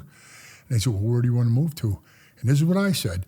I said, "I'm thinking Las Vegas, because this club should be in Las Vegas. It's a big city. It's the fun capital of the world here, right? I mean, no, I should say the United States. It's adult playland, you know? I think we should be there." "Well, if you want to do that, just let us know." So when I said, yeah, they gave me permission. They said, "Yeah, go, and you got to get like a letter to go." But you have to have 6 guys to have a charter. One guy, to start a new charter, you got to have 1 5-year member. So I got him from San Diego. And I had to recruit, bro. I had to like, hey, Ian, you want to come here? You want to come to Vegas, man? Be in the charter? So I had to do my homework, bro. And I got all these guys together, and we started Las Vegas. And do you automatically become president when you start a charter? Well, we sat down and I said, okay, who wants to be president? Everybody just sat there. They go, why don't you be president? I said, well, I'm asking you, who you want me to be president? And they said, yeah. And I said, okay. And I was the whole time. So what does it mean to have a charter in a new state like that? Does that mean you're just riding around? Like, what is like a day-to-day? Yeah, we're doing a lot of riding around, trying to get seen, known that we're there. Oh, believe me, the cops knew we were there. And, they told me when they pulled me over, hey, we hate you. We don't want you here. And it reminded me of the old movie Hell's Angels 69 when they ran him out. Remember? They told him, get out of here. They told Sonny and the guys, take him to the state line. The cops followed him right to the state line, ran him out of Las Vegas. They told me either they were going to kill me or put me in prison. I'm glad they did the one and not the other one. So they were, you know what? They were pretty hard on us all the time. I had two assholes, Pearson and McDermott, two cops. And it was funny, on an A&E special, they had the one on there. Oh, they got him on there? Yeah, they got him on there. I think it was Pearson. You got to watch it. It's at episode 4. Okay. And you'll laugh because he's on there. And I don't know why the A&E guy says, yeah, he's British, he's from London. And he says, I would talk to Pee Wee. He says, you're an asshole. You can hear him say it. And he goes, yeah, he would say that. Well, at least he's thinking about me. That's what he said, right? But they were busting my balls, bro. I mean, man, nonstop pulling me over, jacking me up. And I had a party, a birthday party, and for my 50th birthday, and it was way out in Armagosa, which is 100 miles outside of Las Vegas. And I rented the whole casino out there, 50 rooms. I rented every one, all the ballrooms, everything. The only thing I couldn't rent, bro, was the casino itself. That's public. You know what I mean? But that was downstairs. I just came out of a room. I was in there with Cisco from Oakland. I just came out of a room. I open the door and I walk out. And it was funny because we were just in there smoking some weed, And I come walking out and I look, and here's like 4 cops in the green jumpsuits, task force, gang task force, Pearson and McDermott. So I'm trying to think, why are you out here, man? I'm 100 miles. I'm not even in Clark County. I'm in Nye County. I'm like almost to the California border. And I walked out. First thing I said, what are you assholes doing here? They go, hey, don't talk to us like that. And I went, fuck you. Get the fuck out of here. And he says, no, we're not leaving. I said, oh, the hell you ain't. I told one of the guys, I said, go down and get Bob. Bob was the guy that ran the place. And he comes up and I says, Bob, tell these guys that I rented all this. I want them out of here. And I'm afraid so. He said, he did. Excuse me. He says, he did. He rented all of this. This is all his. You guys got to go downstairs. And McDermott says to him, well, I'll listen to you, but I'm not taking orders from some convicted felon, right? And I said, suck balls. And he looks over at me and he goes, well, have a nice birthday party, Pee Wee. I said, well, I will if you get the fuck out of here. And then one of the other guys says, well, aren't we allowed to be here? This is a public casino. And he goes, downstairs it is. Up here it's all private. You don't have a room up here. You have to leave. Oh, they didn't like it, bro. They didn't like it at all. So as they're leaving, they got right to the stairs, and they turn around and they go, good night, Pee Wee, have a good night. I said, suck a dick. And they left, and everybody laughed. They said, man, it was funny where you tell them all. I told them always like that off. And then what I did was I had all these people. When I went to the cop station, they had my patch. They took my patch when they arrested me one time. Bro, I don't even know how they did it. As big as I was, I always wore denim, so I didn't have a leather one, right? So I had denim. They folded that son of a bitch, I swear to God, about this big. It was like this big, about that big around. My big vest. They like folded and they rolled it. Man, when I opened it up, bro, it looked like an accordion. I burned it. I had to burn the thing, man, because I couldn't wear it anymore. You know what I mean? They wrecked it. But when I went to pick it up from the police station, I'm standing and I look over and I see all this paperwork you can grab, like, you know, for drug addicts and rehab and blah, blah. I look down and I see this complaint, police complaint, about bad cops. I grabbed the whole pack, plowed through. There had to be 50 of them. And I went and I told all these guys, get their wives and daughters and everything over, and I said, everybody writing different handwriting. I was stopped by, because they were partners in the car, by Pearson and McDermott. And they tried to, like, sexually assault me, and oh my God, bro. I had people write all kinds of shit about them. Yeah, they were trying to extort me and just bad stuff. Even if it was true or not true, it didn't matter. Because you know why? It goes in their file. So when they want to make sergeant or they want to make something like that, it haunts them. Haunts them, bro. It's in their file. And I'm going to tell you this. We sent them in, and when I put them in the box, they never ever bothered me again. I never saw them again. Never. Until A&E put that dick on TV. I wonder how they even found him. Yeah, because I don't remember telling the story I just told you. Someone must have said something, right? Or maybe they found out that they were doing the show and maybe they were doing their little investigation. But he came out and he had a suit on. I don't even know if he's a cop yet. He was all clean cut and stuff. But bro, just the shit I went through with those guys. How many members did you grow the chapter to? The first one I had, like, the Las Vegas charter was like about 8 of us. It stayed right around 8. And then I broke off from that one. I broke off. I said, I'm going to start one on the west end of town. You know me, I already was planning east, west, north, south. I was going to monopolize that city. So I broke off, started another one. I couldn't call it Las Vegas because Las Vegas was already over here. So I started Sin City, and that's what I was at, right? So our logo was Sin City's baddest, and that was our side rocker. And I started Sin City, and we started getting guys, and just my report going out, meeting guys. And, hey man, I want to be you. They started hanging around. We had so many hang-arounds, and I got it up to like 12 members, and we had like 4 prospects. So yeah, we're doing pretty good, And what was your job as president? It's weird, when you're a president of a charter, you basically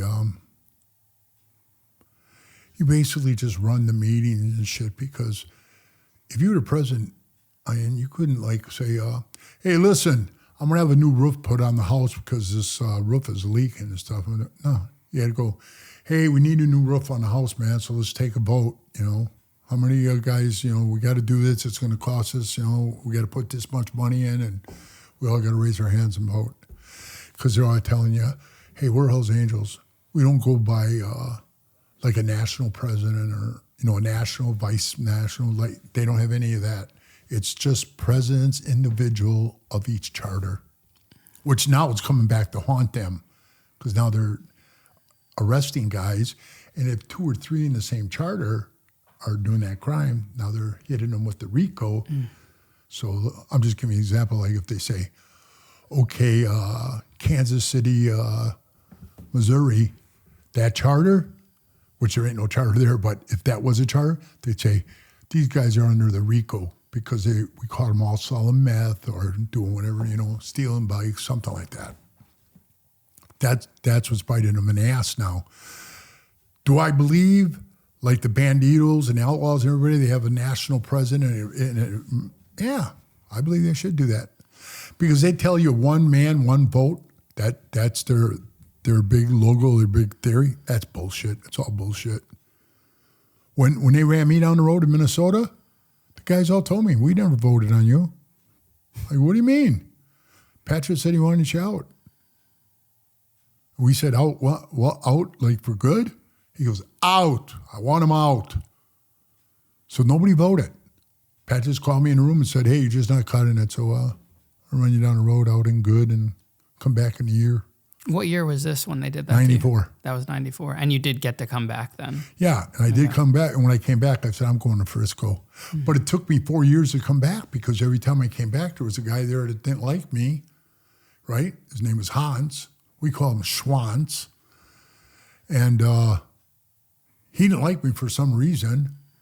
And he said, no, I'm never going to vote for him. So then Pat says, you're not going to get in. This guy's never going to vote for you. So it kept playing that game. And then when he left, he got in a bike crash and his head wasn't all there. So they kind of pushed him out. And then they told me, hey, yeah, you come back. I wasn't going to let him fuck me the second time, bro. I had that gut feeling, and you always go with your gut. And I said, I got to get out of here, man. So I went to Frisco. I made in Frisco, which was cool because, Frisco is the second charter of Hell's Angels after Purdue that, it's history.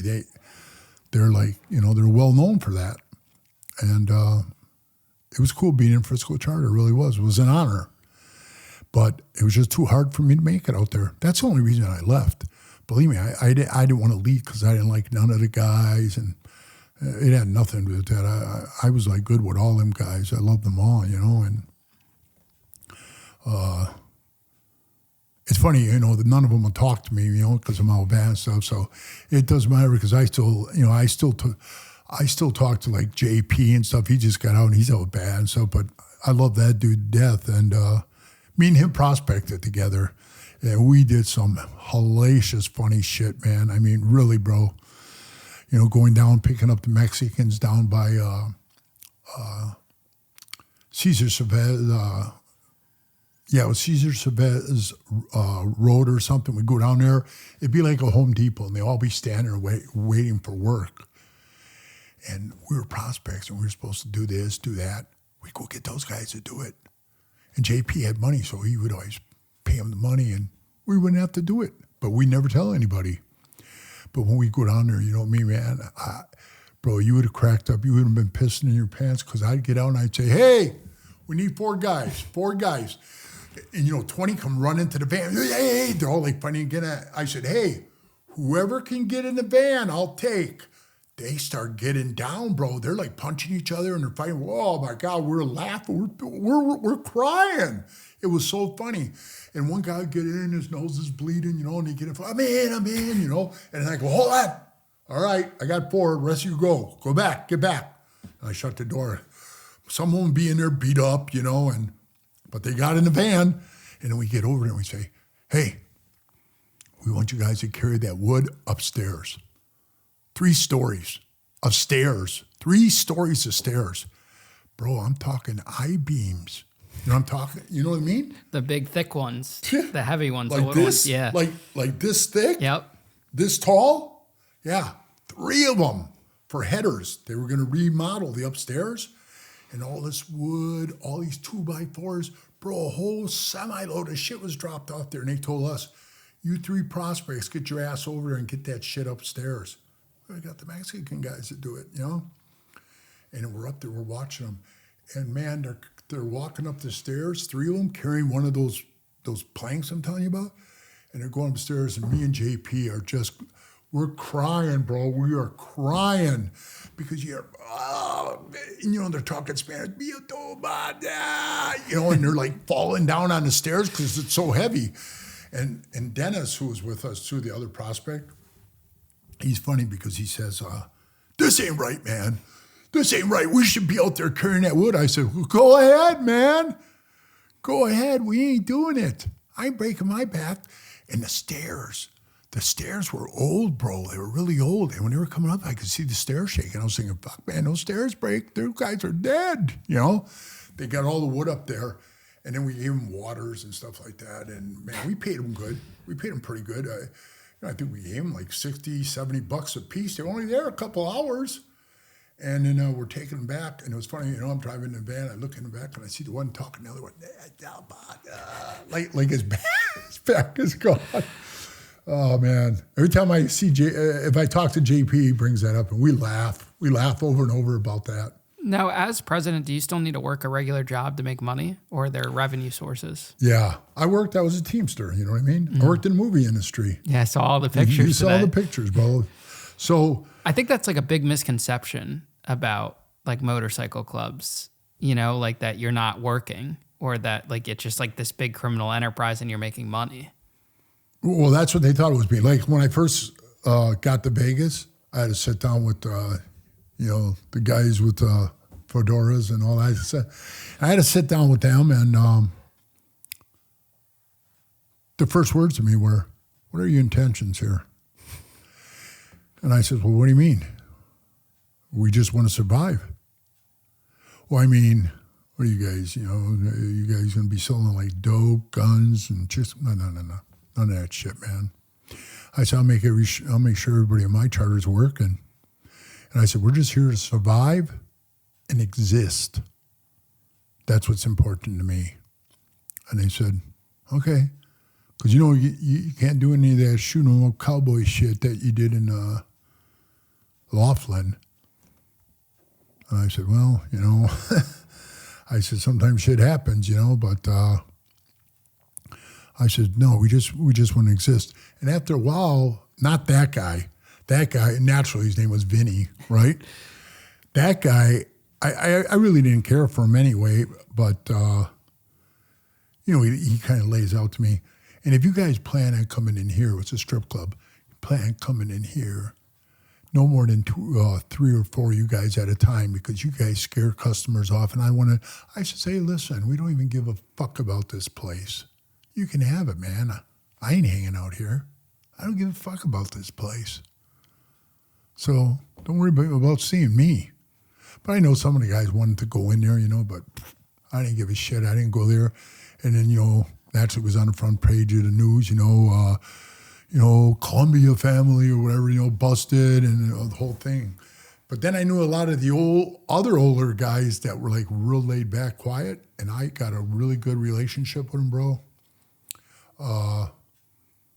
Even to this day, I still talk to them. They call me up, hey, kiddo. They're like in their late 80s, I'm going to be 68 and they call me kiddo. And they'll call me and they'll say, hey, how you doing and stuff like that. And I'm good, When I went away to prison, they had a party for me, a going away party, with live doo-wop bands playing. I'm bullshitting you on the stage. Food laid out.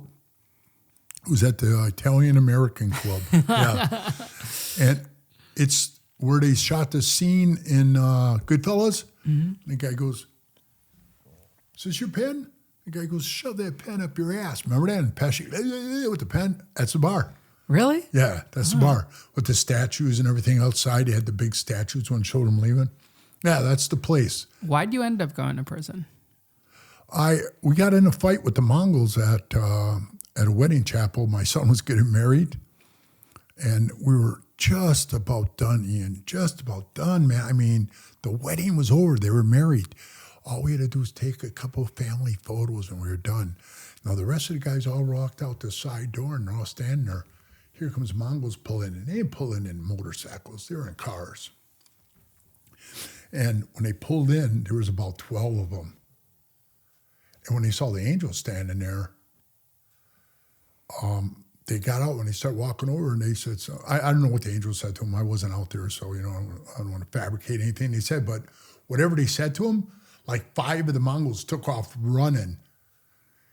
And I could hear this girl inside. I was inside the building. I could hear this girl outside yell, go get the fucking guns. And I'm like, what the hell was that all about, right? So they take off running, 5 guys. So I just told you there's like 11 of them, right? So that only leaves like 6 guys left. And there was about 14 of us. And I'm inside, and the prospect comes in, and he says to me, hey, Pee Wee, we got problems. I'm standing there, and I had my glass in my head, and I was, all dressed up real nice. I never carried weapons on me ever, bro. Knife, not even a knife. I was a fighter, man, I did my damage with my hands. So I said, I guess I was flabbergasted. I just was like, what? He said, the Mongols are outside. I said, what do you mean they're outside? I think what I thought he meant is like they rode by on the street or something. Who cares? He said, they're outside and they're in the lobby. Well, now, I'm like, I already knew because of who I was, not me personally, what I was. That's a better way of saying it. What I was, that I had to take care of this because I was all about that. So I went like this, and I said, they're in the lobby. He goes, yeah. I took my sunglasses and I put them down on my face. I said, well, he goes, what are we going to do? I said, well, there's only one thing we can do. And this is how stupid they are. I turn around and walk to the lobby, and they all walk this way. They all walk to go out the side door. And it's on the video. You can find the video. It's the funniest. If you can find video, the weirdest one that shows the most, it was on a TV show called, oh my God, something in the courtroom, where they always have the people talking on there, like world's dumbest people, like that kind of thing. Yeah. It was on that, like world's dumbest court things or whatever it was. Like crime or Disorder something? in the Courts. Okay. That's what it's called. Disorder in the Courts, number 19. So, you got like judges on there, cops, lawyers.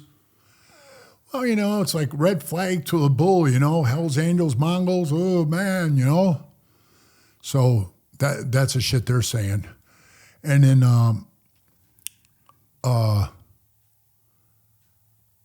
when I walked out into the lobby, the other guys you can see down the film, they turn around, they run behind me to catch up to me, but I was already out there by myself. I walked out there and he was standing there, and he's looking around like this, and you could see he was nervous, right? He was looking around. He was their president. He was. I'm not going to say it was like he was probably as big as George, He's standing there and he's looking around, and when he looked like this way, even out of his side vision, he saw me coming, right? I was walking toward him. I'm not going to sit here and bullshit you. You already know I was going to fuck him up. You know what I mean? But I wanted to say something to him, like, what the fuck are you guys doing here, I just wanted to hear his bullshit or whatever. I was going to talk to him at first. I really was. So I came around the corner when I saw him. And he did this. He's standing there. He turns out, and now he caught me, and I was like right where his camera is, right? And he caught me. And he went like this, man, like right into his pocket. Hey, bro, I'm no idiot, you know what I mean? Either I'm going to get shot, I'm going to get stabbed. So me, boom, boom, boom, boom. I lit him up. I hit him the first time, boom, and he fell out, boom. I hit him with an uppercut. He hit the ground. And then I jumped on him, bam, bam. I only hit him 7 times. I knocked a couple of his teeth out. He was laying there, and there was a huge puddle of blood around his head. And then I got up, and when I was down on the ground, my own guys run over to start kicking this guy. I don't need no help. I don't need no help with nobody, bro. They run over to stomp on this guy. They're stomping on me. Yeah, and I actually looked up and went, hey! And I had to back them off because they were stomping on my back. And then they all backed off. And then when I got up, they says, hey, bro, your head's cut open or something. My head wasn't cut open. My face is full of blood from his splattering into mine. There's nothing wrong with me, man. I was knuckle busting this guy, And I went to walk out the door, and as I was walking out the door, I know it. Johnny runs over to this guy. He's out of the club. He's a piece of shit, And he runs over and he stabs a guy in the back. And I could say that because it was on video. And this son of a bitch calls me like, we're still in the club? Did you snitch on me? Did I snitch on you? Bro, did you watch the films? When they put it on TV, they had a green arrow around his head with a arrow following him. He walks over, opens the knife, you see him. 2 guys, closes his knife, runs out the door. I don't have to tell on you, bro. You told on yourself. And now you're tied into this, though, because you were a part of it? Right. So I got charged with attempted murder, conspiracy to attempted murder. 13 counts they hit me with. It was crazy, man. And it pissed me off because, seriously, even if you're not a tough guy, do you really got to run over and stab a fucking guy laying on the ground that ain't even moving?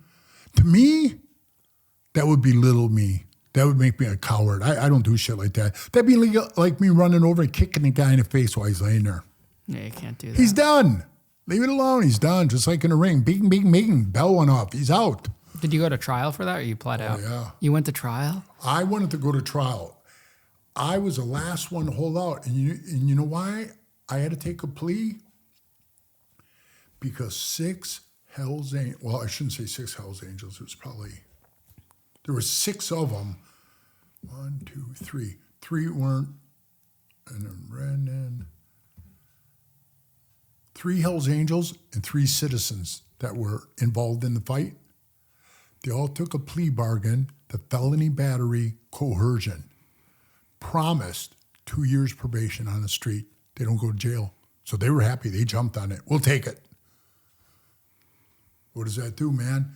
You and me commit a crime together. We both say we're not guilty. 6 months down the road, they come to me and they say, hey, still going to plead not guilty? And I say, yeah.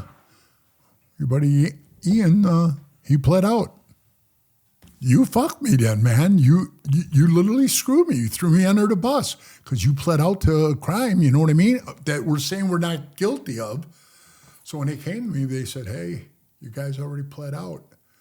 And I said, wow. And I'm sitting in my lawyer's office and the DA was there and I said, well, then I guess I'll just take the same deal they did. Not for you. No, I ain't flying for you. We want you to do a 4 to 8. I go, 4 to 8 on a fucking fist fight? Come on, man. I think they were trying to stick me for the Laughlin because we basically beat the Laughlin case. They're like, we're not getting away with this one, you know? So I said, no, man. I'm not doing a 4 to 8. I'll take this all the way, man. I'll take it all the way to trial. Okay? And they leave, then naturally, you know, your attorney, which I forgot to tell you, my first attorney, I gave $20,000 to. He won $45,000. I gave him $20,000. I never hear from the guy. He robbed you. Well, that's a good word, bro. That's what he did. So he took the $20,000, and all of a sudden I get a call, and I get a call from his office. I go down there, and paralegal girl that was working with him, she comes up, hi, Pee Wee, and I said, hey, what's going on? I got some bad news. And I said, what's that? She goes, Donahue doesn't work for the firm anymore. And I go, what? And she goes, yeah, he's not with the firm, and he's been disbarred. He's not a lawyer anymore. I go, why? She goes, I can't tell you why. I go, hey, listen, I gave that punk $20,000, man, to represent me. You're going to tell me right now why. I'm not leaving here without you telling me why. She goes, oh, I'm going to get in trouble for this, but he was caught stealing money. And I go, oh, man, so I guess my $20,000 he stole. She goes, yeah. I said, now what am I going to do? 2 months to trial. 2 months to go to trial. She looks at me, she goes, listen to me. I know I'm just a paralegal, but I've been working on your case really hard, and I think I can do your case. I looked at her, and I said, are you kidding me? And she goes, no, I really think I can do this. If you give me a chance. I said, listen, honey, you're paralegal. Have you ever done a case ever? I did a domestic violence once. I said, how'd you do on that? She goes, I lost it, but that was in the early stages. I've learned a lot since then. And I says, well, I'm William Wallace, you know, and they want my head on a chopping block. I can't let you go in there thinking you're going to win, and next thing I'm doing a life sentence. I said, I can't do it. She goes, please let me do it. And then when she did that, she was getting on my nerves, you know, and And I just looked at her and I said, no, I'm out of here, man. I says, I don't know what the hell I'm going to do. And she goes, give me a chance. Just give me a fighting chance. I said, listen, honey, there's no way I'm going to let you defend me. I wouldn't even fuck you. You know, that's why I had to say something, man, put her in shock, you know? And she was like, eh. So I walked out of there, and then the other lawyer I found was Tom Erickson. And when I got Tom, he's real straight-laced guy. I mean, he don't swear or anything, you know? You know what's bad, Ian, when you're sitting there and he looks at me and goes, can I ask you something, dude? I go, what's that? He goes, what's it feel like to punch another guy in the face? I've never been in a fight. I said, it feels really good. It feels really good. I can't believe you just asked me that. You know, that kind of freaked me out, you know, because I want this guy, but he was a good lawyer. And I got the state to agree to pay him as my lawyer because of what happened to me. So I think they paid him $120 an hour for every time he put in his hours that he was working, they paid him. So I was grateful for that. And I didn't have to pay anymore, thank God. But, you know, after I told you that meeting with the DA there, when they left, he says, man, you've got 13 counts, every one of them 15 to life. So even if they find you guilty of one or two, you can do 20 years. I'm like, this is bullshit, man. Fucking dude pulls a knife out. I knock him out. I didn't stab anybody. I said, I knocked him out with my hands in self-defense. He had a knife. I said, how the fuck am I going to jail? I mean, can you understand? I mean, it doesn't make sense, does it? It's because of your title. Right. And that's what he said. He said, it's because who you are and what you are.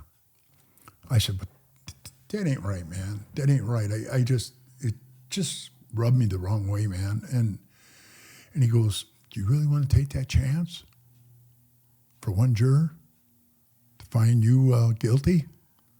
There's 12 people out there. You're a big guy. You're scary looking. Like, what do you mean, you know? At the time, all I had was a goatee like on here, you know? That's what do you mean, he says. You just don't want one juror to find you guilty. And I'm going to tell you that did, Ian, and started working in my mind, you know, saying, oh, fuck. I said, well, I'm not doing no 4 to 8. First time I'm going to prison, I've been in jails, left and right. I did 30 days in jail like twice in Sturgis, you know? That's where I was during the Laughlin shooting. So I looked at him, I said, well, he was wondering if I can get it knocked down. And this is what I said, because my son was in the club. I said, if you knock it down and you can get it knocked down to a reasonable thing, I said, you're not going to send my boy to jail, are you? And he goes, I think they want to send him too, because he said the Mongol that he hit was an undercover cop. And I go, hey, listen, that's part of being undercover. You know what I mean? You can't hold that against him. And I'm telling you, when I was walking out, he walked out ahead of me. When he opened the door, the dude in the Mongol vest says to him, where the fuck you think you're going? Whack! Brad hit him in the mouth. He flew back, hit his head on the concrete, and he had bleeding on the brain. So, you know, they wanted him to pay for that. I said, don't give him any time. Give me the time. I'll do the time. You know, because, I mean, he never did time like that. And, you know, I mean, as a father, you know, there's things that, I say this in my book, you know, I says, the things I regret is like, you know, thinking with my heart as a father, not my head as a president of Hell's Angels. I walked past Brad in the wedding chapel and I said, he goes, what's going on, Dad? What are we doing? I said, stay here, Brad. Don't get involved. That was wrong. And I say that in the book, that was wrong of me. Because if you were walking with me in and we're going outside to fight, why are you any different than he is to go out, fight, and maybe go to prison or get killed, but I want him to stay here and be safe? You understand what I'm saying? It didn't make sense. So I know that was my fuck up because I used my heart, not my head.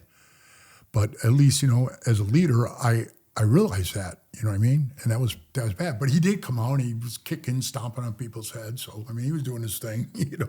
Yeah. And they gave him 15 months. And then they came back to me like, well, Well, I got to tell you, the thing that pissed me off is I was sitting there, he goes, shh, don't say nothing. The lawyer, I'm going to call the DA. Don't let him know you're here. He's like, hey, how you doing? Hey, man. They're back and forth. Hey, we had to get together, go to lunch, man. Yeah, we haven't played golf in a while. You know, the whole time I'm sitting there thinking, you fucking bastards are all in cahoots. You know, they all are, bro. All of them. I don't give a shit about none of it. So the lawyers get invited to the judges' Christmas parties. Yeah. The prosecutors and the defense attorneys. I believe it. I've seen it in the federal system. Have you? Yeah, it's sick. My lawyer goes to the Christmas party with the AUSAs and the judges because the courthouse hosts a Christmas party. Craziest thing. That's insane. And you're telling me they're not talking about cases? Right. Like, with you saying that, Donahue, the guy I gave the 20 grand to, he worked for Wolf attorney at law firm. That's the firm he worked for. Right in the middle of this whole thing, when I gave him the money and I'm waiting for the trial, waiting for him to contact me, I see in the newspaper, I forget the old guy's name. Anyway, they shit-canned him. He screwed up or something. The old DA, they shit-canned him. Guess who became the new DA? Wolf. It's crazy. So all the guys are freaking out because they're thinking, Pee Wee's lawyer is working for the DA. And so I go to Donahue and I said to him, hey, man, how's this going to work out? What do you mean? You work for the DA, man. That son of a bitch go in my file and find shit and read it and use it against me. Oh, he can't do that. Well, on the contrary, bro, because here's what he did. Hey, listen, is there any way you could come up with some more money? I said, well, I could. He goes, yeah, because Wolf's getting on my case. He said, you only put 20 down. How the fuck do you know that? You know what I mean? Yeah. I'm not stupid, bro. I sit there listening to you talk. I'm absorbing everything you're saying. So I'm like, well, he only knew it because he went in my file and looked how much money I put down. So Wolf could see my fucking file. I didn't like that.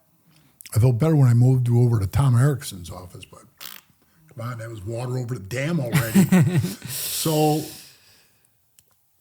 I'm sitting there and we'll get together. We'll go golfing or something like that. Hey, he goes, this thing with Pee Wee, man. Come on, 4 to 8 years for a fist fight. And he goes, well, I wanted to snap right there. He goes, well, he sucker punched the guy in the face. Why? Because the guy went in his pocket and I threw that punch? Fuck yeah.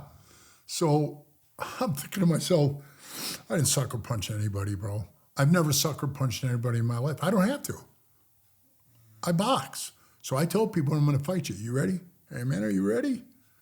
And most of the time people are like, hey, listen. I say, are you ready, man? And you keep talking, and then I punch you in the fucking face, and then you better be ready. It's on. So I couldn't believe that, Tom says to him, yeah, but, he says, he didn't do any of the stabbing or anything like that. And he says, he goes, listen, this is coming up way higher than me. Fulani, judge, is trying to be reelected. Our sheriff's running to be sheriff again. All at this time. Getting Pee Wee's going to be major, and it's coming federal. And when I heard that, I was like, oh, son of a bitches, right? And on a federal level, they want his head on a platter. That's exactly the way he said it, on a platter. And he goes, I'll tell you what, I'll make it, this is the last deal I'll make. I can offer you a 2 to 5. You can do a 2 to 5. And that's the best I can do. So he says, okay, and he hung up. He looks at me and goes, what do you think of that? And I said, well, I don't mind doing a 2 to 5, but do I get off? Does my kid get off? I don't know. No, he didn't get off. But he only got 15 months, man, He did 15 months exactly, and they let him go. And I saw him, because I would see him in the yard. We were in different yards, and as he passed me, hey, son, I love you. He just nodded like this, like he didn't even fucking know me, He was so angry, but like I told you when you were setting everything up, I said, when you come into the Hells Angels, the first question they used to say to you, or not question, the first thing they tell you, hey, are you ready for this? You know you may go to prison for the rest of your life. You may be killed or have to kill somebody. Can you deal with that? That's a hard thing to answer because, you know, no guys, hey, yeah, I'm going to do it, man. You know, like I said, hey, when that time comes, I cross that bridge, I'll handle it. I did handle it. And I didn't whine and cry. I'm not sitting there whining and crying to you about the prison. I'd say, oh, I went to prison because of the club. You know, if it wasn't for the club. I never ever said that. Yeah, it was for the club. But I knew someday that was going to happen. How were you treated in there? Actually, I was treated really bad when I got in there, bro, because them guys already started that rumor that I was a snitch. And and the worst part, the DA, the head DA, he didn't handle the case. He had this woman come out of retirement to take my case. I can't remember her name.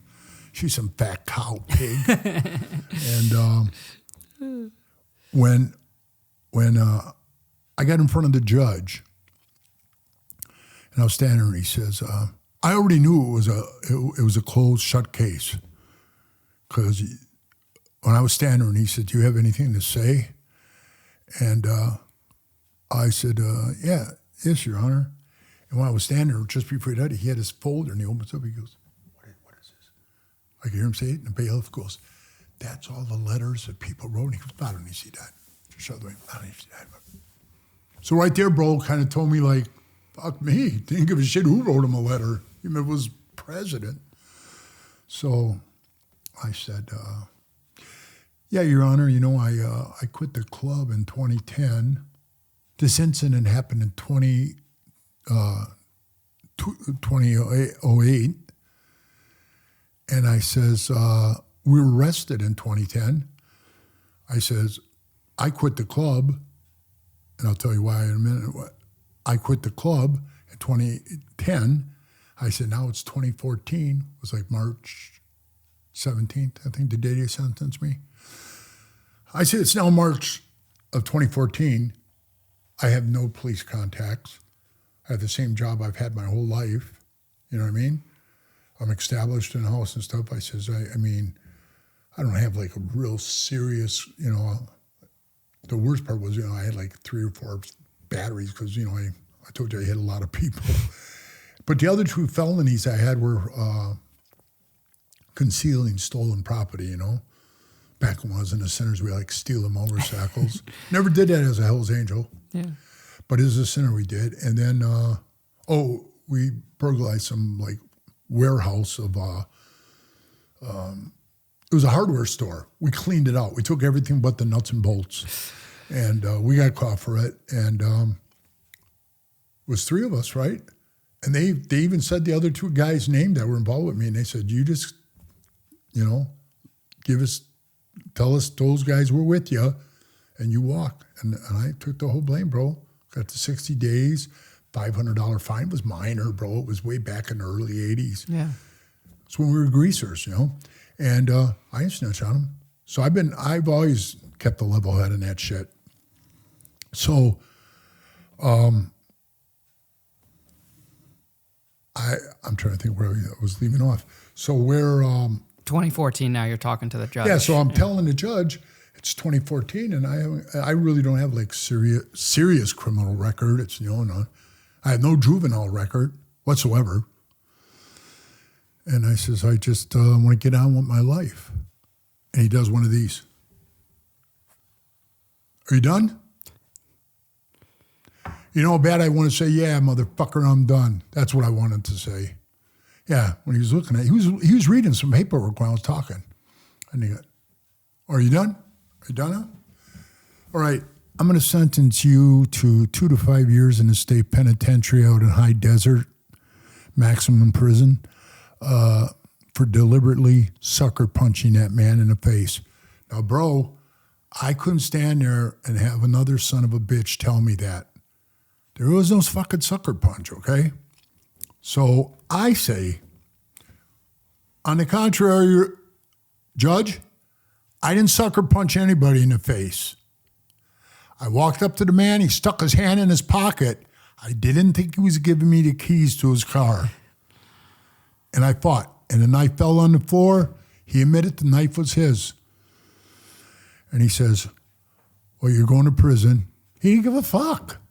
He says, you're going to prison because what you should have done, this one's going to kill you. What you should have done, Mr. Goldsmith, was waited till the man brandished a weapon and try to use it on you before you hit him.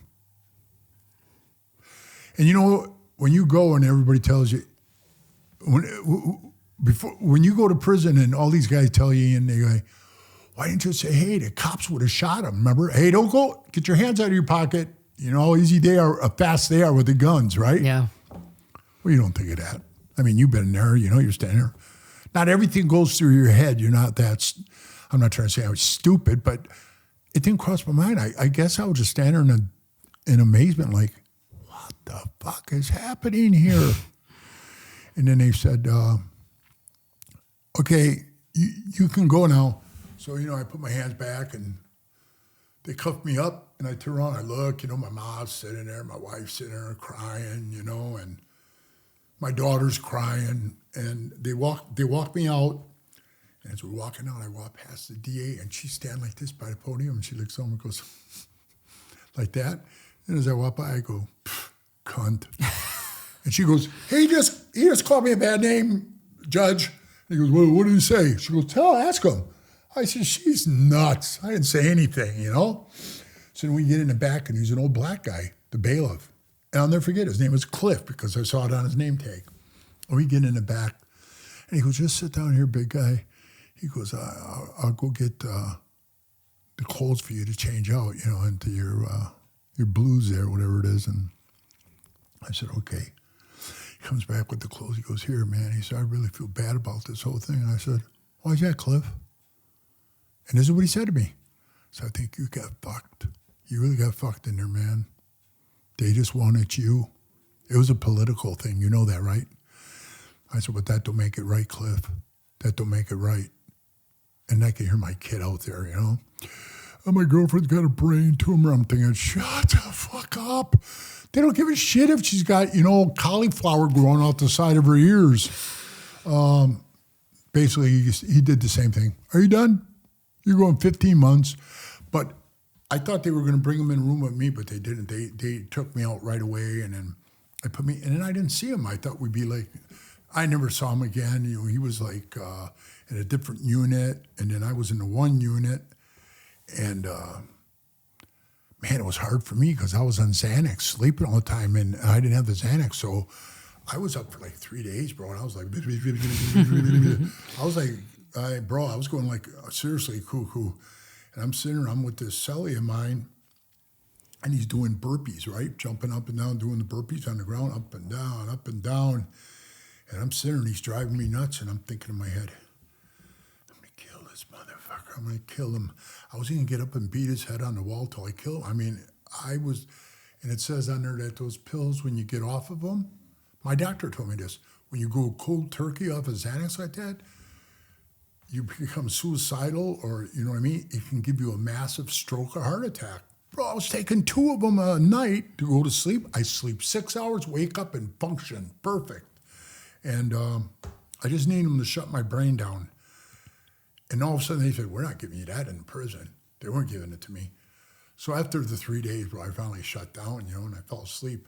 And then they'd yell at me to come get breakfast in the morning. You know, fucking shit food. I was only there about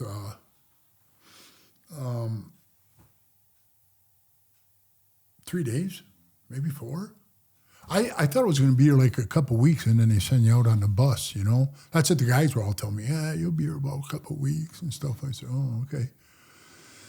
And then guys, you know, that were in there, they were all cool with me and stuff, and a couple of the Mexican guys, they were super cool with me, and this one young kid comes up to me in there, and he says, hey, man, how's it going, brother? I look at him, and I go, who the fuck are you, man? He goes, I'm an angel out of San Diego. I looked at him, I said, you are? And he goes, yeah. And this is why they do this. And I think they don't do it on the East Coast, which I don't know why, it's kind of stupid. But I looked at him and I said, how long have you been in the club? He goes, oh, about 2 years. I said, well, where's your skin patch? You know, like I see when you had Johnny Bart on there, he had one right on his bicep, you know what I mean? Mm-hmm. But Johnny got a lot of those in prison, you know what I mean? And I mean, it was really good work. I seen it. Because I used to write him letters and send him shit all the time in the beginning, you know? He's a good dude. And he says, oh, I didn't get it yet. I haven't had time. That's bullshit, bro, because I'm going to tell you this. When I became a member in San Francisco, they told me, you got 10 days to get a skin patch or you get busted back to Prospect. 10 days. Wow. But I was a different case. I really was. Yeah. You know, it's okay. Everyone calls me. Yeah. So I was a different case, bro. I can honestly tell you this. The guys in my charter, Frisco, are like, what the fuck did you do? Swear to God, bro. I went on my chest and I had California MC tattooed on it. Like a Prospect rocker. Wow. They said, well, hey, what if you don't make it? I said, well, I'll just put a big peacock over it or something, you know? I have a peacock cover up right there, you know? So I'm like, just put a big peacock over it or something. So all I had to do was go get the death head and the Hell's Angel part put on when I made member. Mm-hmm. And I did it that night. Or the next morning I did it. Because that night we went out partying, the night I made member. And then I went and got it, you know? And they were like, you're pretty cocky. And if I wouldn't have made it, yeah, I would have covered it up, you know what I mean? And but I already had it on me. So I know then I did the same rules in Vegas when I was a leader there. I told them, you get 10 days, man, or you're busted back. You do another whole year. So the guys went and did it, you know? And then I think my kid got his inside his bicep like that. And same place Johnny. Well, Johnny got his on the outer part. My kids are on the inside. And then when I left, because I left the clubbing good, I quit, you know, I stood up and said, I'm out of here because I just didn't feel it anymore. And my charter was like acting weird about the whole situation. You know, they're going, hey, he snitched.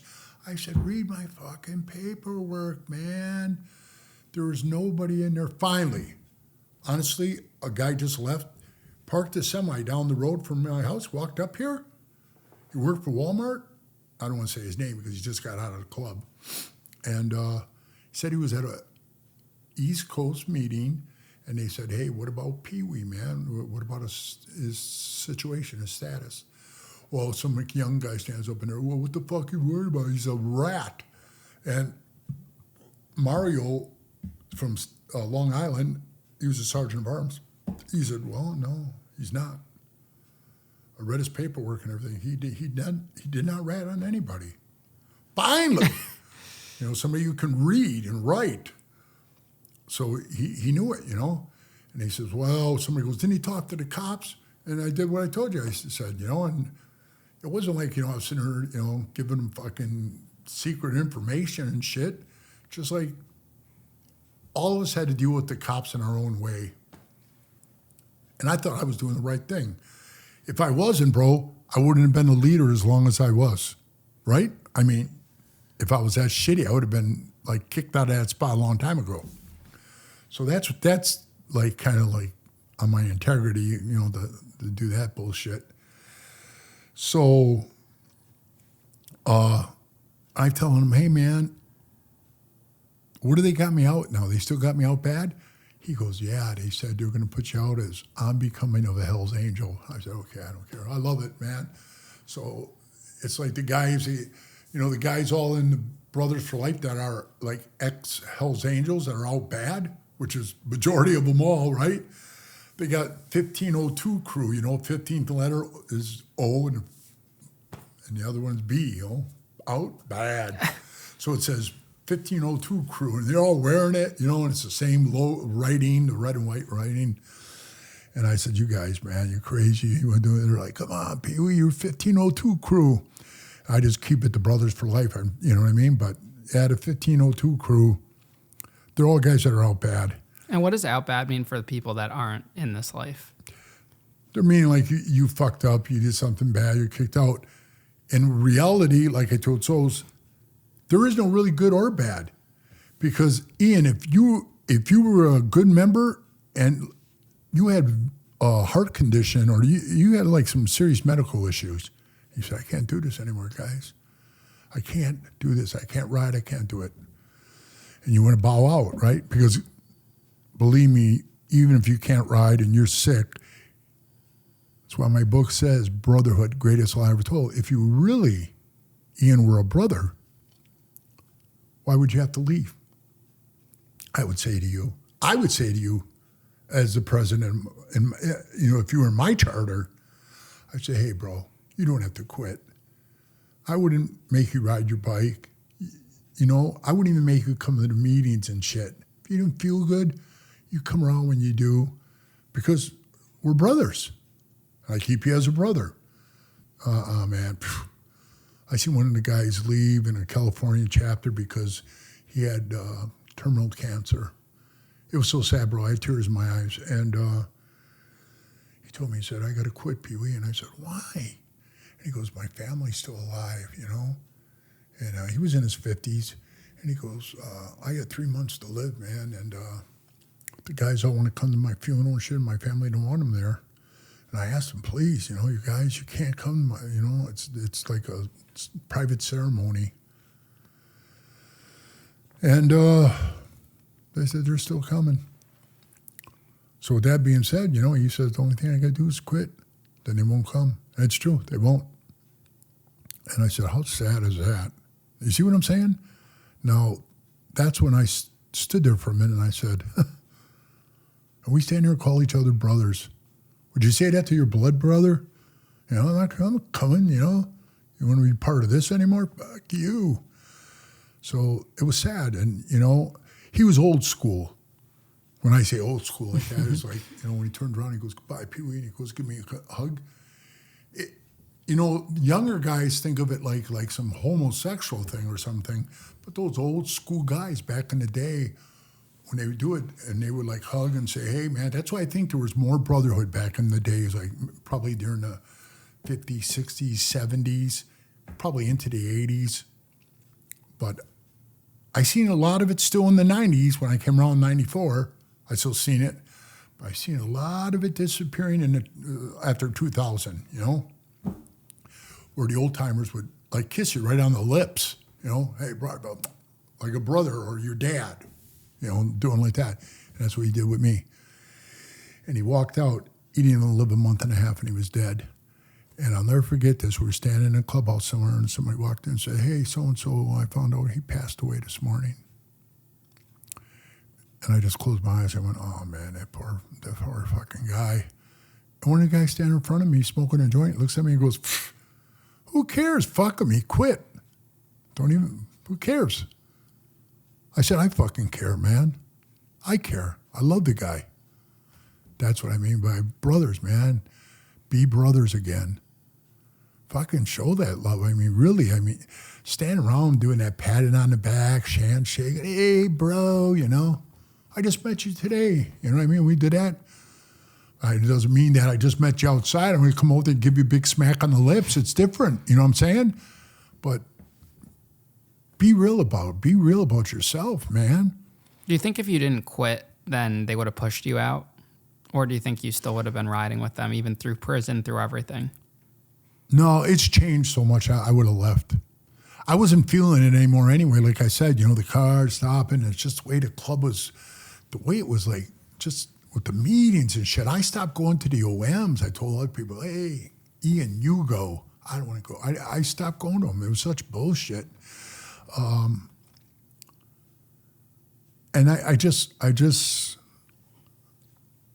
I would do what I had to do as a Hell's Angel, but I wasn't feeling it anymore. And when I sat that room, like I told Souls, I said, hey, I asked the 12 guys at the table, how many of you guys here think I fucked up? That I said something wrong to the cops? How many? Out of 12, 7 raised their hand. I said, you believe that? That broke my heart, bro, because I know I didn't. My integrity, I know I did nothing wrong. So I stood up and I said, if you guys believe that, I don't belong here anymore. I unzipped my jacket. I took it off. I laid it on the table. And honest to God, they were sitting like this. And it's a long table, the meeting table. And they're all sitting like this. And I'm at the end of the table. They look at me and go, are you serious? I go, yeah. If you don't believe in me, I don't belong here. If you don't believe in me, if you didn't want to interview me, you wouldn't have came here, right? They don't believe in me. I says, I don't belong here. I'm leaving. And my son stood up and said, I'm going to quit too then. And I said, Brad, you don't have to quit. And he goes, oh yeah, I do. Because these fuckers are going to talk shit about you after you leave, and I'm going to start stomping their fucking heads in. And he's 6'6", 260, and he would have done it too. And I said, well, that's up to you. And, he laid his shit down on the table too, and then we both walked out. The only difference was he was only in the club 3 years, you know what I mean? Compared to I've been around the club since 1994, and this was 2010. And I'm walking out, and I'm not ashamed to tell you, I had like tears in my eyes because it was a thing I loved so much and was such a part of. All the decorations, all the shit, all the cool shit in the clubhouse. Fuck, I had them drain the pool, bro, and put Hell's Angels, Sin City's baddest on the bottom of the pool. Airplanes flying over, man, would see it in the pool. It was bad. And I owned the clubhouse. Nobody had the money to buy it. I bought the clubhouse. I did everything I wanted to do to make us the best Hell's Angels we could be. What happened to that clubhouse after you quit? I told them, hey, they go, what about the clubhouse? They're afraid like you're evicted, get out. I said, you guys can stay here as long as you want. Just keep paying the bills. Now you got to remember, because I bought the house, the bills were in my name. So I said, keep paying the bills and everything, everything will be cool. 3 months goes by, Wells Fargo calls me up and says, hey, Mr. Goldsmith, man, you're 3 months behind in your house payments. House payments were $763 for this big old giant house with a pool and everything. We had it all bricked in, fenced in. It was like a castle. And I'm like, what the fuck? So I go down there to kick some ass, It's empty. I go there. I unlock the door. I had a code to get in the door. I get in there. I look. And I'm looking around.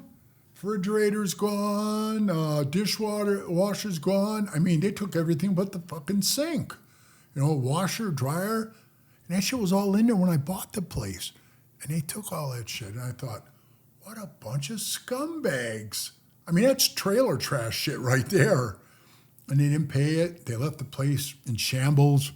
I had to clean it up. I cleaned it up really nice. And I'm telling you, I bought it because it went into a foreclosure, during like all that bullshit, like when the housing things were always going on. And I bought it from a mortgage company.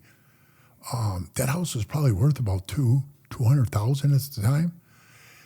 This mortgage company, I found out, bought it for $60,000 in an auction. Yeah. That's what I found out. So I went down to them before they listed it. I said, hey, don't list that house.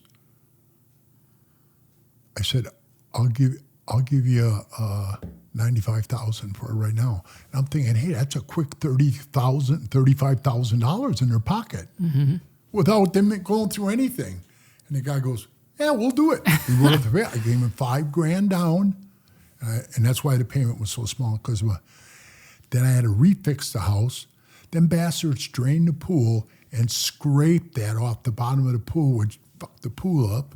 So then I had the pool sanded and plastered. Oh man, dude, the money I put in it was probably around $48,000, but I ended up selling that place for $250,000. So, you know what I mean? It was a good profit. Yeah. What happened to the Fed case? The feds, it was funny with the feds, the only time they came in, they said to me, well, we're thinking about charging you. I said, charging me with what?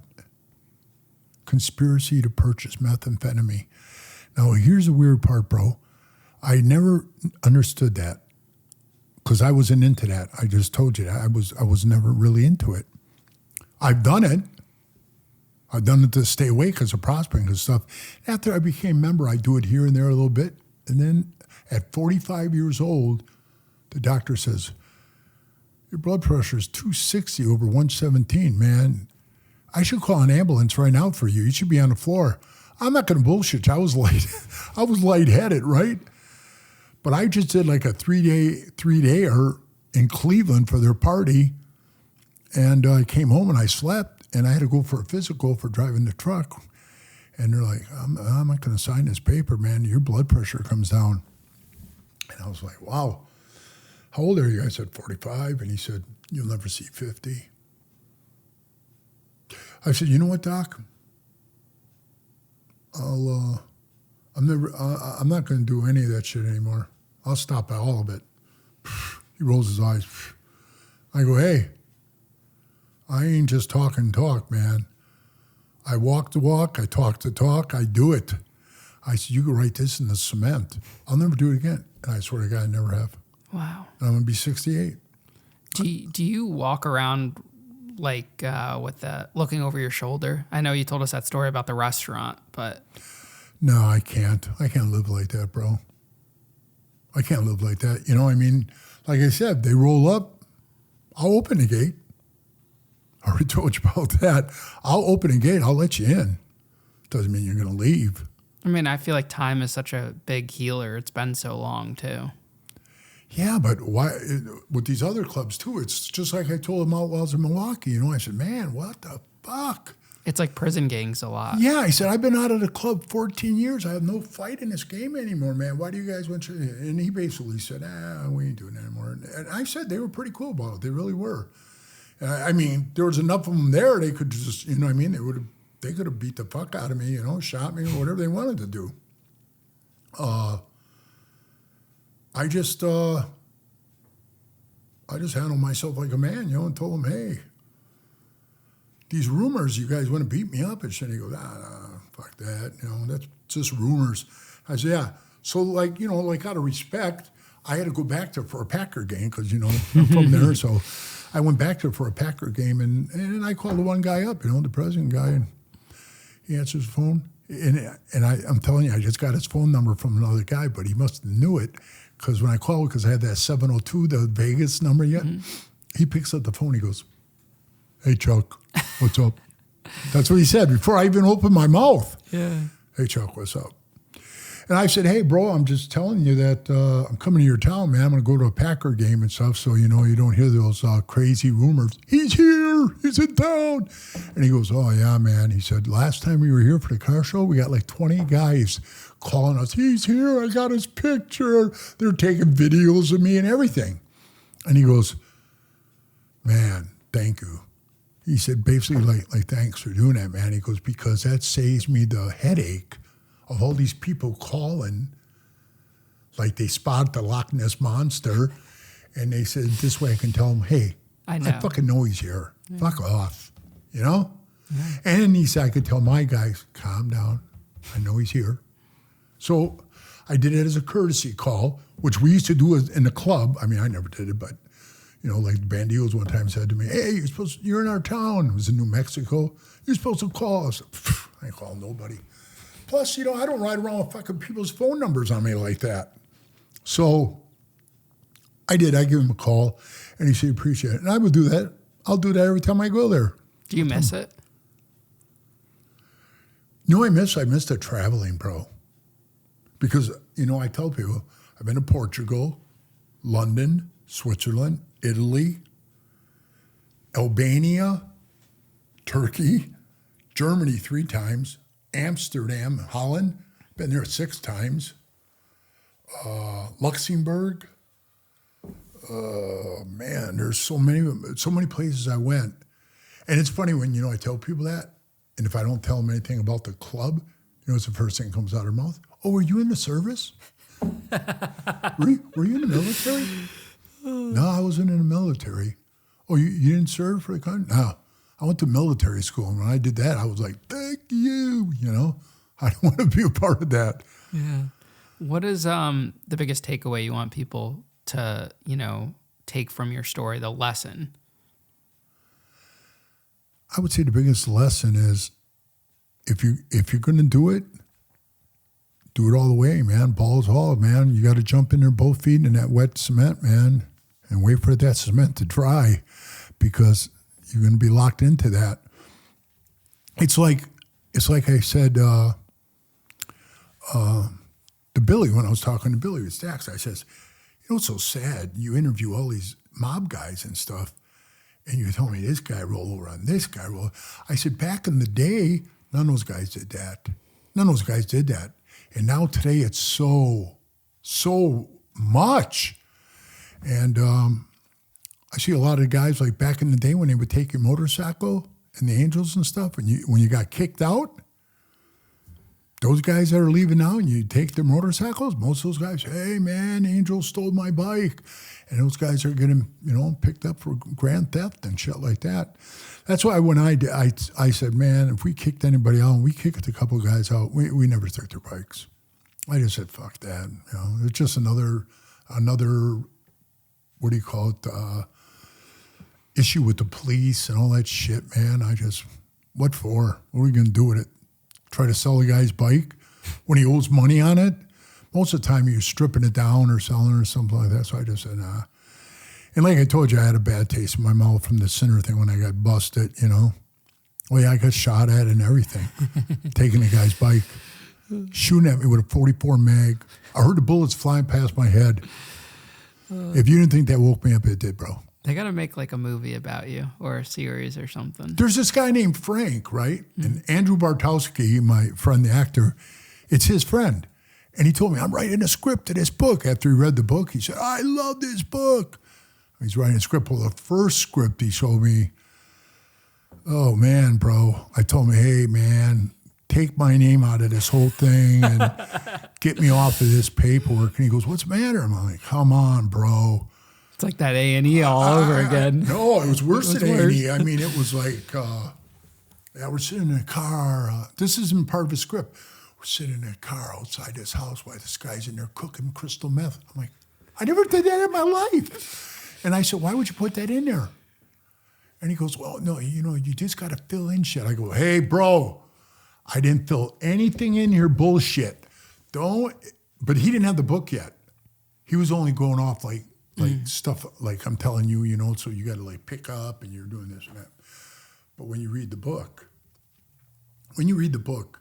and I'm not bragging, and I'm proud because I know a lot of the other guys that write all these books, they got ghostwriters. So they sit and they talk to you and you record it or you write it down and then you write the book and you got the book. I physically wrote that book, bro. And how you'll know it, because you're sitting here talking to me, the people who know me that read that book, they said, bro, I could hear you telling me the story in your voice. That right there is the proof that I wrote that book. Yeah, you could tell someone's voice in their writing and the way they talk and the way they tell a story. Right. And it's me. So it's a little choppy, like when you go through it. But, I mean, when you get through it, it pissed me off because I gave them all the pictures in color. And they put it in black and white. They put it in black and white. And I said, hey, no, I want the pictures in color. You know what they told me? We won another $5,000. And I was like, come on, man. I bought 1,000 books. It cost me like $12,000. And I said, you want me to pay another $5,000 just to get color pictures in there? Unbelievable. That's what I said. Well, Pee Wee, thank you so much for sitting down with me today and inviting me out here. This was an incredible conversation. We've been going almost 3 hours now. Really? Yeah, 2 hours, 45 minutes, man. I got to change my flight now to tomorrow because there's no way I'm making it. But stay here? All my luggage is over there, yeah. But this is incredible, man. I really enjoyed it. I love that I'm very neutral in all of these, politics and stuff, so it lets me interview. That's the best way to be, bro. Oh, I don't comment on anything, and that's I was sitting down with a former Aryan Brotherhood guy yesterday, AE over here, all these different ones, and it's so interesting. Some guys will get on and they start sharing their opinions and this and that. I'm trying to think, what's one guy's name that you see on there all the time? The one guy that had the beard and who always wears the Indian stuff on his neck. And Indian stuff. I'm trying to think of his name. He was on. He was on a couple of podcasts, and I forget his name. He's out. He's released now, but he was big up there in the Aryan Brotherhood. He's in Arkansas. Is that who you're talking about? No, I don't think he's in Arkansas. Is he? Was it John? No, I think it was John. Okay, we'll have to look. Yeah, I'll have to look at his name, but when he speaks, I like the way he speaks. He speaks very intelligently and the way he was. And he's the one that says that, he got out because they wanted to put a hit on this family, on this guy's family, like on his mother and father. And he said, no way. He wasn't going for it. So I just thought to myself, hey, that's a man right there. Because when I came around the club too, you know, I thought, hey, you're going to get brownie points and all this shit. I said, hey, I know where all these guys live. I know where this and that stuff is. And they said, we don't give a shit. We're just after the guy himself.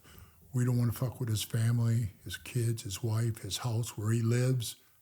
And I respect that.